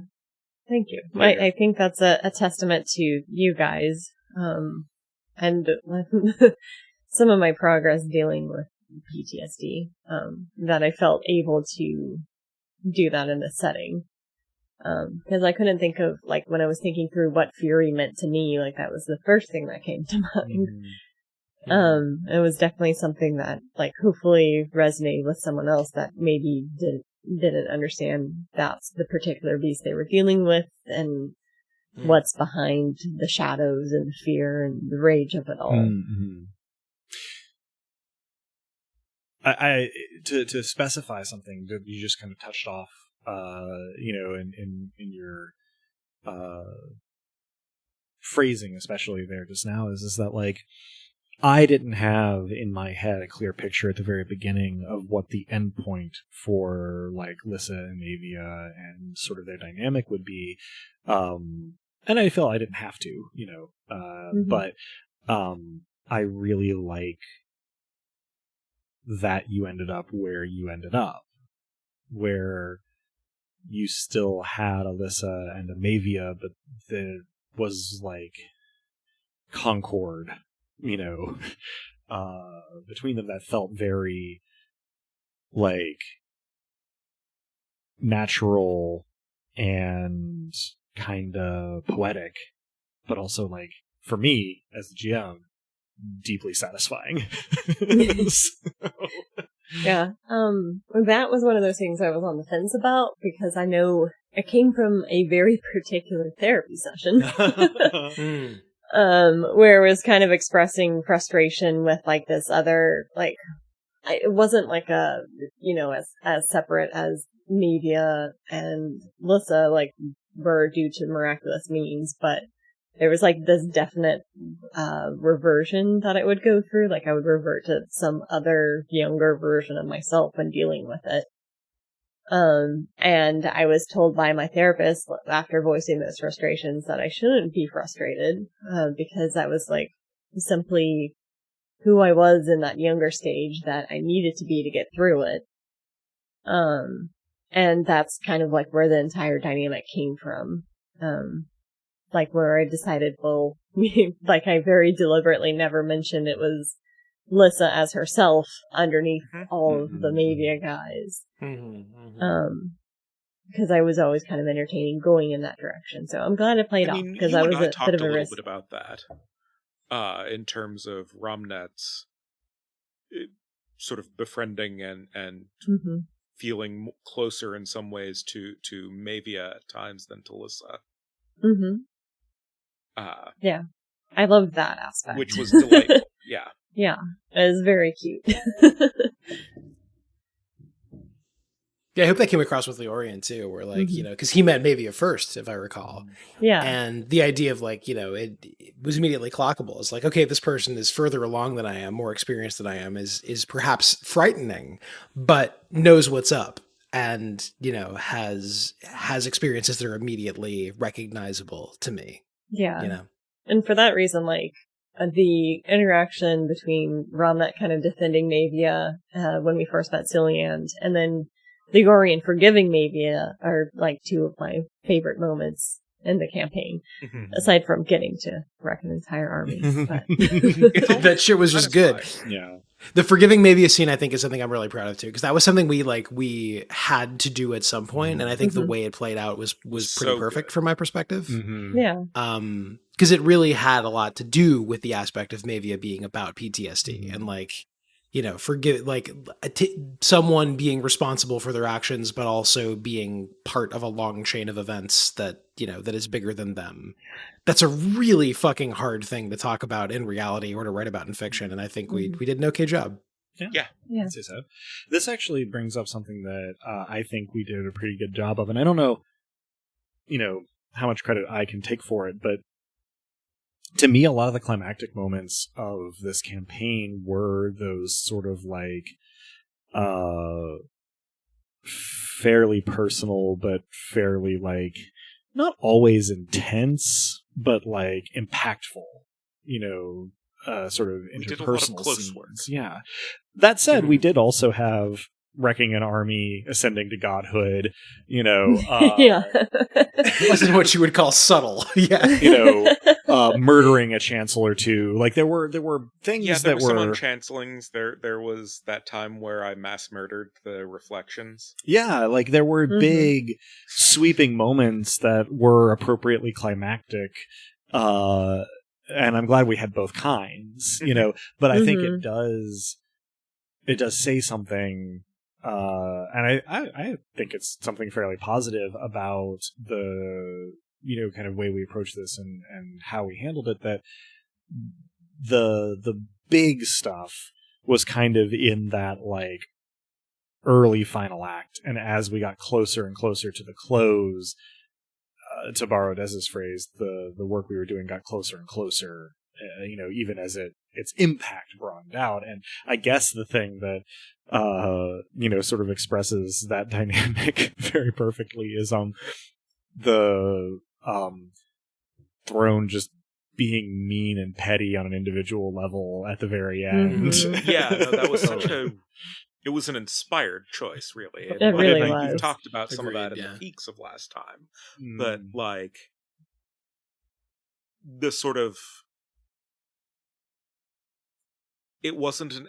It was a denouement that was more of an anticlimax that, like, sort of pushed it back to, no, really... The moment we knew what we were doing, it was a foregone conclusion. The climactic getting there was really just dealing with the obstacles in the way. That power that has a purpose, that seeks to make the world different or better, is necessary and valid and meaningful. But that power that seeks just more power is petty, right? Like that I think was like maybe one of the thesis statements of the campaign in some ways. And like that was such a cool way to illustrate that. And I love it too, because like whatever had to be at the head of this for all of the trauma and heartache and violence and chaos that came as a result of this endless cycle had to be petty to keep her playing it over and over again. Yeah. Totally. Or so completely stuck on itself that like it is its own cycle of trauma. Yeah. Yeah, like that's another theme that runs through it, is that like the most heroic thing you can do is to like break a cycle of abuse. Yeah, well said. One thing is a very small regret that I have that just touched off in my head, because we're talking about like power and its uses, and we've done it for a few peaks, and we've done it for, a few times in session, and we were talking about it here. In Nobilis, one of the things that you call a Nobilis is a power. And I totally underused that terminology. I really did. And I regret not employing it more frequently. One of the most memorable phrases in my college gaming, which was my introduction to Nobilis, was a friend who hadn't quite yet become a friend. Like, talking as I was approaching about this game where he had been the power of cheese. Yeah. There's a bit in the Nobilis 2nd edition rulebook where everybody was very dismissive of the power of blankets until they realized that they could never sleep soundly again. I guess like my thing that I wish I had done better kind of hinges on this idea of like breaking the abuse of power and this concept, because like I had built in kind of from the start this imagery of the snake and the snake eating its own tail as representative of what Lissa was going through. And I regret not making that the final way that she destroys her fury by intentionally making Fury eat itself, in the way that it is wont to when misapplied. Because I think that would have been like a nice little end cap to that would have been beautiful, yeah.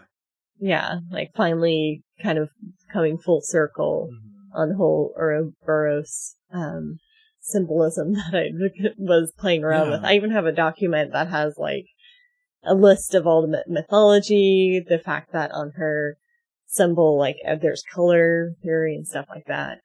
So it would have been a nice way to kind of touch on that. Well, especially, I guess, since at least my recollection, I'd have to go back and examine the tapes, as it were, to be sure. But my recollection is that you were always pretty reluctant to use destruction miracles on Fury. But, you know, for what it's worth, I definitely see where you are coming from there. And, like, yeah, I agree that it you know, would have been very appropriate. On the other hand, it wasn't something that I consciously missed either, you know, so as things to, you know, have left unrealized go, I think, you know, not a load-bearing regret. But I do get where you're coming from for sure. Totally. I think what I probably would have done a bit more of would be actually trying to work my backstory in a bit more. There were a variety of moments where I would sort of like tease how like secretive Romnet had been about where he came from. When it had been Summerin, I mean Fermata all along. Right. It was almost a total question mark, almost until the very end. There were a few things sort of here and there that I deliberately tried to like flag, but also like I was mortal for the first 40-some% of the campaign. Yeah. I picked up on the flagging though, because I like even before the big reveal, my headcanon was that this is the city that had been overridden more or less. Like Well, I guess that brings up one of my sort of I hesitate to say regret because this is the nature of the beast, but like my conception of Romnet's role in the campaign ended up being almost entirely unworkable out of the gate once the rubber met the road. And so I think the listener can probably hear me straining to make sure that Romnet has germane things to do early on until I eventually did have to just abandon the original conception of how the dynamic and how the pacing and how the structure of the story was going to work. And, you know, it feels wrong to go and be like, oh, well, I regret not just making Romnet part of the, you know, party to begin with because, like, it's just the nature of play. But I guess what I wish I had done is abandoned that initial construction sooner, you know, and not tried to hang on to it once it was clear that it wasn't the way that the campaign was going to go. I think ultimately, Des, you did a really good job of, you know, sort of pivoting and, you know, being integral and, you know, totally. Like I think it ultimately worked out fine, but I do kind of regret not being more intentional and flexible earlier on. I think, you know, some part of my ability to be integral, or at least in necessary like appearance for those sessions where I was there as myself rather than as the peanut gallery, was the relationship with Dask, where initially we just looked at each other and were like, so we're doing this. Yeah, totally. Yeah, that was... I was very... I enjoyed a lot of the early character work that you guys did. I mean, I enjoyed all of the character work that everybody did throughout the campaign, but that early character work between the three of you was particularly delightful because I don't think anybody exactly knew where it was going, but everybody was like really enthusiastic. We're excited to see where we do get that. And that was a fun energy. Yeah. I'll add a silly one. I guess silly isn't the right word. But like, I am proud of us putting out 55 episodes plus this one in this campaign and getting it to the end. It's not that silly. There's a lot of labor. That's the antithesis of silly. That is like probably the most significant thing that as a unit we've accomplished. Seriousness itself embodied in that point. Yeah. And like, I appreciate everybody who has listened for all or part of that run. I guess I'll get a little bit personal, and I guess hopefully listeners, this doesn't come off as too indulgent or anything, but like I'm gonna be 40 before too long, and most of the collaborative type things I've tried to do in my life have been things where I have a really cool conversation with people that I'm like vibing with really hard, and we're really excited about it, and then I go home and I take steps toward doing the thing, and when I come back golden retriever style with the slippers in my mouth, when I come back with what I've prepared, the interest isn't there, and in a couple of cases the reaction is, oh wait, you actually did that, and that's extremely unpleasant, but was kind of the thing that I expected most, by the time I got into my 30s, expected most such things to go that direction, and so it is very rewarding and very meaningful, and I cannot express how much I appreciate our players, our listeners, our patrons, for sticking this through, right? And the three other people on this recording with me in particular, like, have absolutely given me a gift here. And, we are here. It's been, a little over 2 years? Yeah. Yeah, I wanted to figure out exactly when we recorded that first episode, and just never got around to it. I think, wasn't it? Yeah, the recording was in the fall. Like we released it in the spring. So we're coming up relatively quickly on third anniversary of the initial recording of episode 0. And because the swamp episode was when I was sick with plague, I think, or like right around then. Yeah, it was like a election time, right? Yeah, thereabouts. Yeah, because for sure. Yeah, because I got COVID working the 2020 election. Yeah. So yeah, like it's really like, I guess it just means a lot to me that you guys have stuck it out and intend to continue doing so. And whether or not this ever reaches all that many people, it means a lot to me to have done it. And like, we're gonna keep going.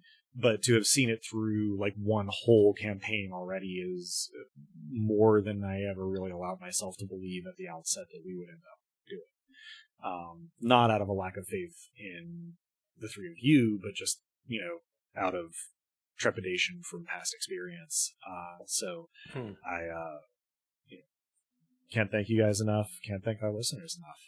Just sticking with it. And now, 3 years in, I'm not worried that it's all gonna, go away next week. I'm excited for what's coming next, especially our interstitial, bits with Drew and Meat Punks and As and Unknown Armies.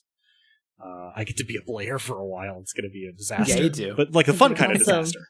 The kind of disaster we want to make as a group. I have not done huge amounts of GMing generally, particularly without a co-GM who often does 50% plus of the work.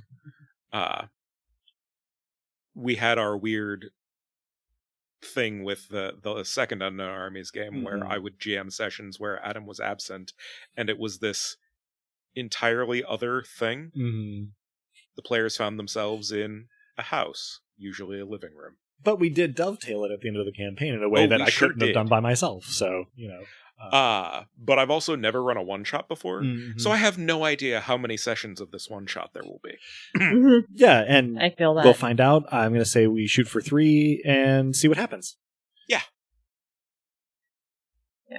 But I just want to reiterate how proud I am of us for doing 55 episodes, now 56 of this thing. Yeah, that's amazing. We've done very well. I also, I think it's telling of, the emotional investment that I can't, despite forgetting the forge at the beginning of this episode, which I'm going to be kicking myself for the foreseeable future. We're fellow travelers, you and I. Have I mentioned that? Yeah. Yeah. I want to also mention that I essentially went through like the 5 stages of grief processing that the campaign was done, like Shit. Yeah. Which I think shows how central it was, at least in my life. It's been really important to me. Like, I have limited in-person social because for the history of ever, much of my social life has been prosecuted digitally, is the phrase that I usually use as the set piece there. And that was, significantly more so than usual when everyone else was also doing it during the plague years, which, haven't stopped, except that we've been told they have. So on we go. And so having this sort of stable touchstone of, I'll get to play games with nerds. Specific ones. I try to be a specific. I'm going to make up a business card that says specific nerd. Specific nerd. Yeah. That's a goal of mine too, because I get stuff. called that a lot as a compliment in my workplace. But yeah, like trying to figure out what to do now that I no longer have to plot the next graphic murder of the enemy or actively pick out songs that remind me of Lissa and Pasha and Rymulus and Kea. It's been a weird thing to navigate, so I've been throwing myself whole hog into what comes next, which is the next character. Well, I don't want to welch because you all brought up like a thing you thought you could do better, and I've thought several times that I could have been more crisp with like the way Leorian changed, right? Because he started out like being super excited to be a nobilis, to be a demigod. Yeah. And gradually, like, I think I had in my head initially that he would, like, become jaundiced about that and realize, fuck all of this. But what ended up happening was, like, a lot more subtle. It was more an arc about how faith is not a thing most people ever really let go of. They just incorporate the ability to, like, welcome people in and make the world better into what they already believe. And that was, like, not a decision. It was totally organic. And it's a theme I want to try to carry forward into more stuff we do. So... yeah, I don't know. It's hard to say I wish I'd done it better because I learned something from the way it played out. I loved Leorian's arc because I felt like every kind of shift and turn that he took affirmed him as like an extension of Dosk in a way. Like it was very apparent from the get-go exactly why Dosk had chosen this person. And it personally would have crushed me if Leorian ever became jaundiced, to borrow your term, because I think that kind of optimism was very crucial when the options were, hey, we might wreck the world or we could make it significantly better. Totally. Because, like, personally speaking, the wrecking the world was never a belief or option. Like, keeping that faith that a better world was possible was crucial to why, like, Lissa went through with everything, and I think Leorian and Ramnet really helped perpetuate that. Totally. No, I learned a lot from it, because you're totally right. Like, I kept waiting for the part, like, okay, here's where Leorian could become less optimistic, and it just never felt right for him to. And, like, I think I learned something as a person from that, Yeah, well, and I appreciate, Robin, you using the exact phrasing you did, because, like, we called ourselves Dice Punks, and it's, partially because it's got a really cool ring to it, and I've always felt very much, the poser in punk situations because I'm too reserved to, present sartorially or my attitude as, like that attention grabbing. But like when I've seen Anti-Flag, when I've seen Strike Anywhere, right? Like one of the things they say toward the end of their shows is, a better world is possible.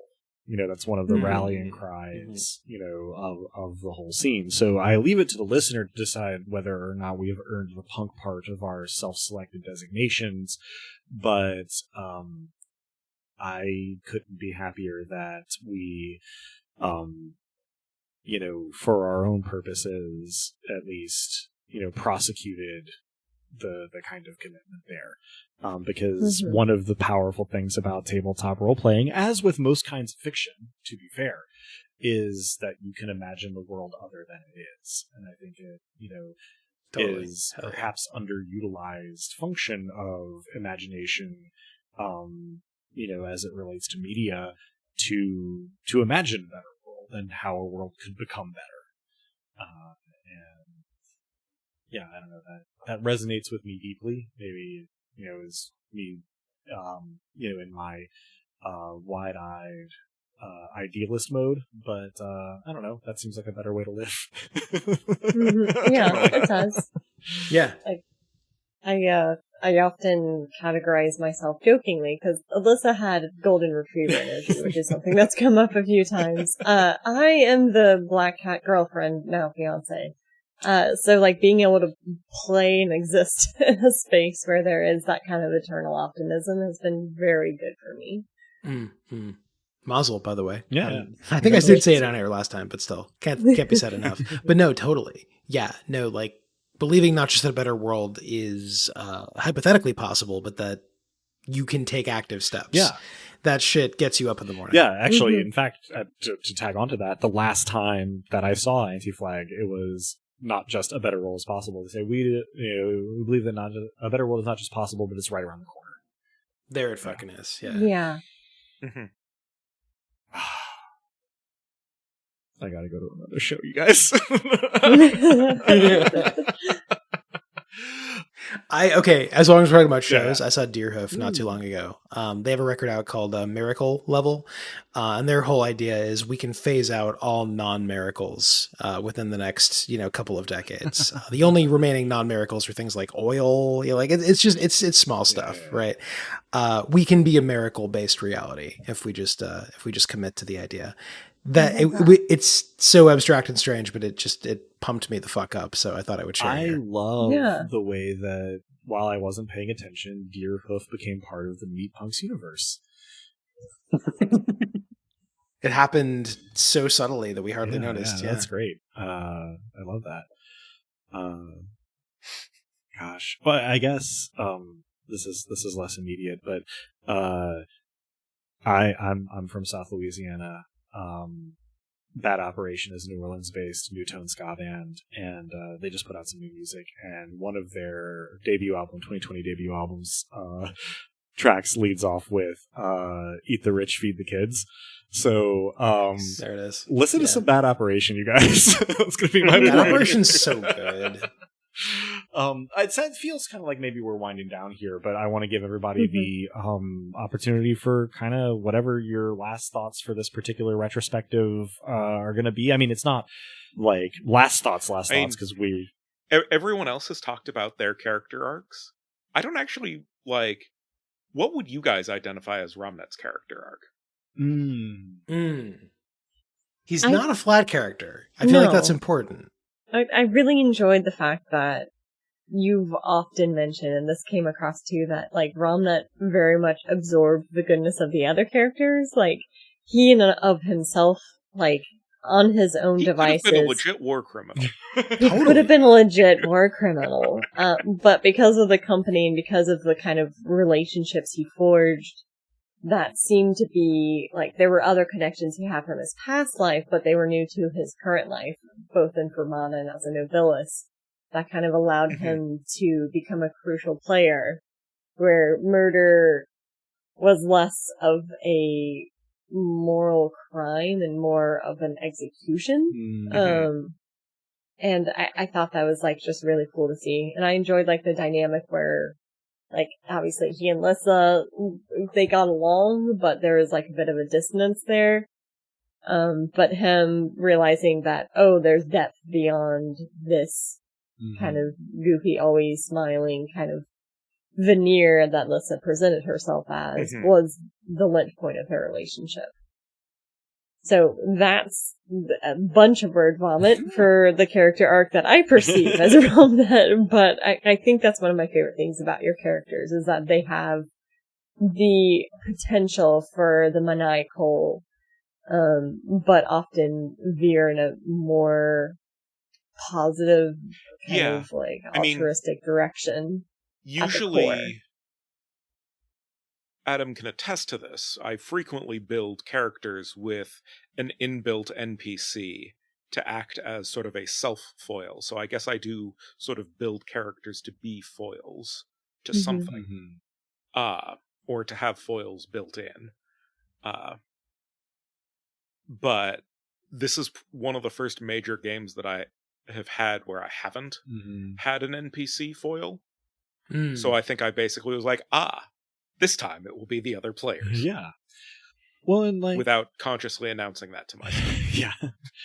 Well, like, RomNet had the potential to be, I don't know, disinterested or uninvested, but didn't go that direction, because obviously not, But one of the things that I think was really fun about RomNet's journey is he never stopped being sort of uncompromising and at times blunt, but started using those tools in more and more particular ways, as the campaign went on.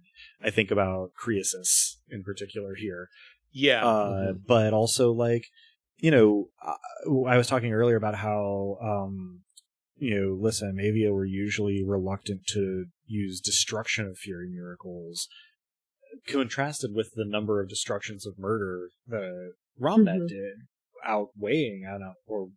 outnumbering the creations. I mean, at the end there, I just announced, by the way, I'm swatting all murders. Right, and so some of the murders that you created were very significant and weighty, but kind of by volume, you did a lot more destruction of your domain than most people.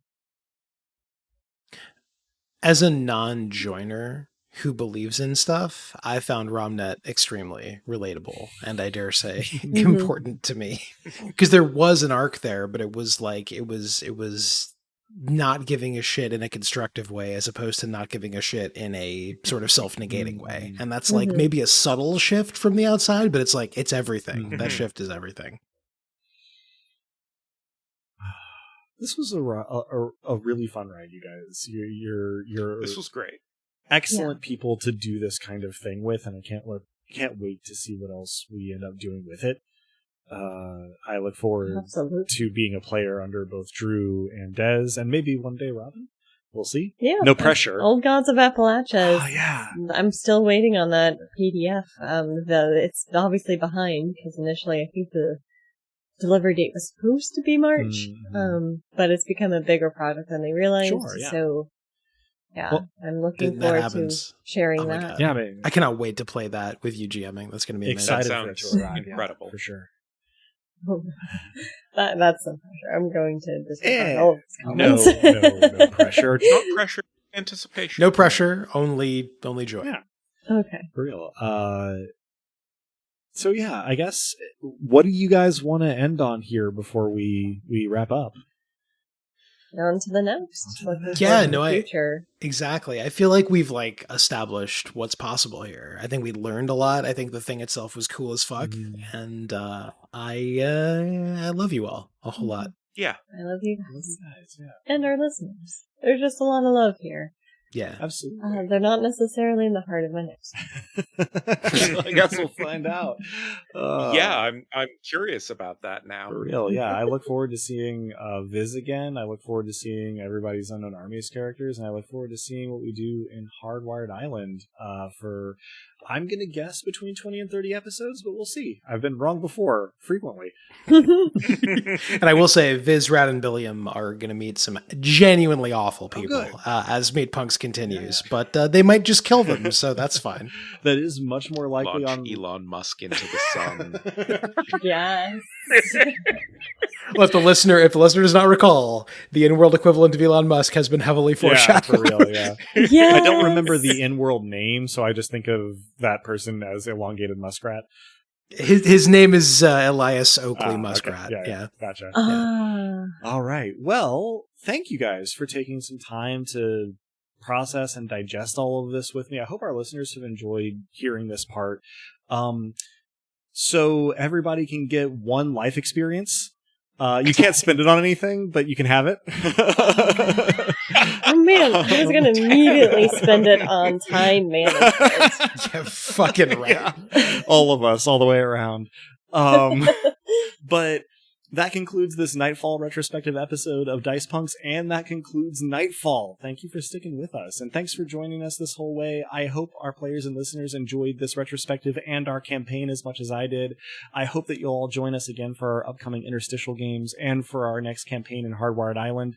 If you're hearing this now, you probably know where to listen to us, but you can be found almost any place one can listen to podcasts, as well as on the wider web at dicepunks.com, and probably still on Twitter as @dicepunks, but you can also find us as Dicepunks on co-host, and one of these days soon I'm going to be setting up a Tumblr, so check around. With that, I think we're ready to say farewell, so say goodbye to the kind folks at home, players. Thanks for listening. A better world is possible. I would like to think it's right around the corner. Let's fucking get there together. Yeah. Damn it, Drew. Shit, I did the thing again. You can just say the same thing. It's fine. Thanks for listening, everyone. A better world is possible. I like to think it's right around the corner. Hell yeah. Thanks for listening, folks. A better world is possible. And we should make sure that we get there. Fucking yes. Hell yes. So I realize... Yeah, but in order to get around the corner, we kind of have to round it together, you know? Yeah, there it is. I realize that there is now some pressure for me to say, as the poet once said, a better world is possible, and it's right around the corner. But I do have one prepared, and it's pretty long, so stick with me. As the poet once said, where did the end of the rope go?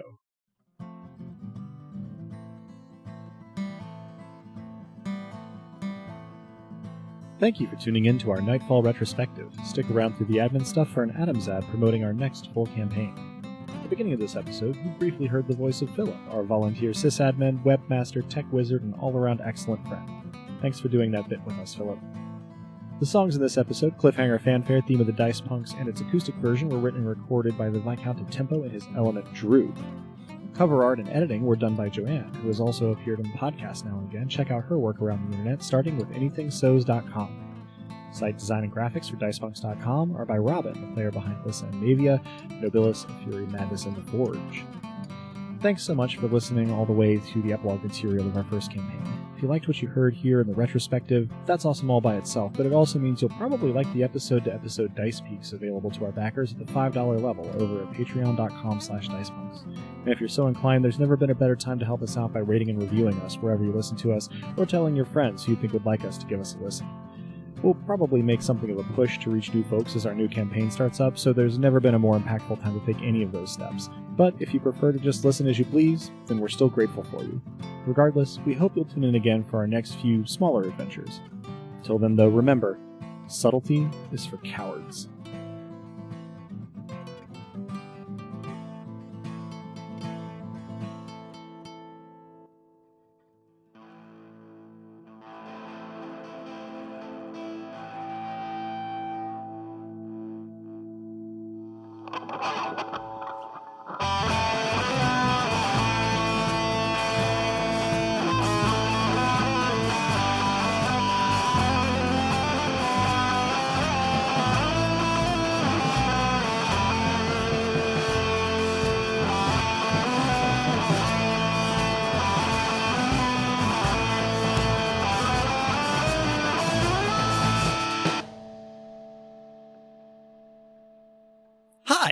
Adam here.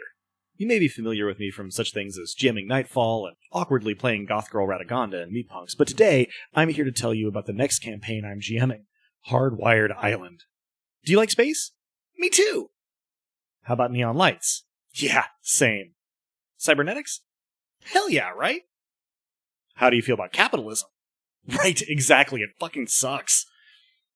It sounds, then, like you're fully on board for Hardwired Island, a 2020 retro-future cyberpunk tabletop RPG by Paul Matievic, Freya Erlingsdotter, and Minerva McJanda. It's a setting and system that tries to put the punk back into cyberpunk, and we here at Dice Punks are excited to bring it to you in our next full campaign.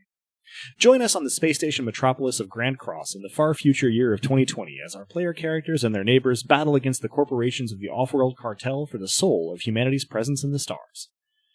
After all our cool-as-hell interstitial sessions coming up, strap on your cybernetic augments, punch a fascist in the fucking face, and dream of a future that's possible in the stars if we all fight for it together. Then tune into Dice Punks playing Hardwired Island on a podcatcher near you.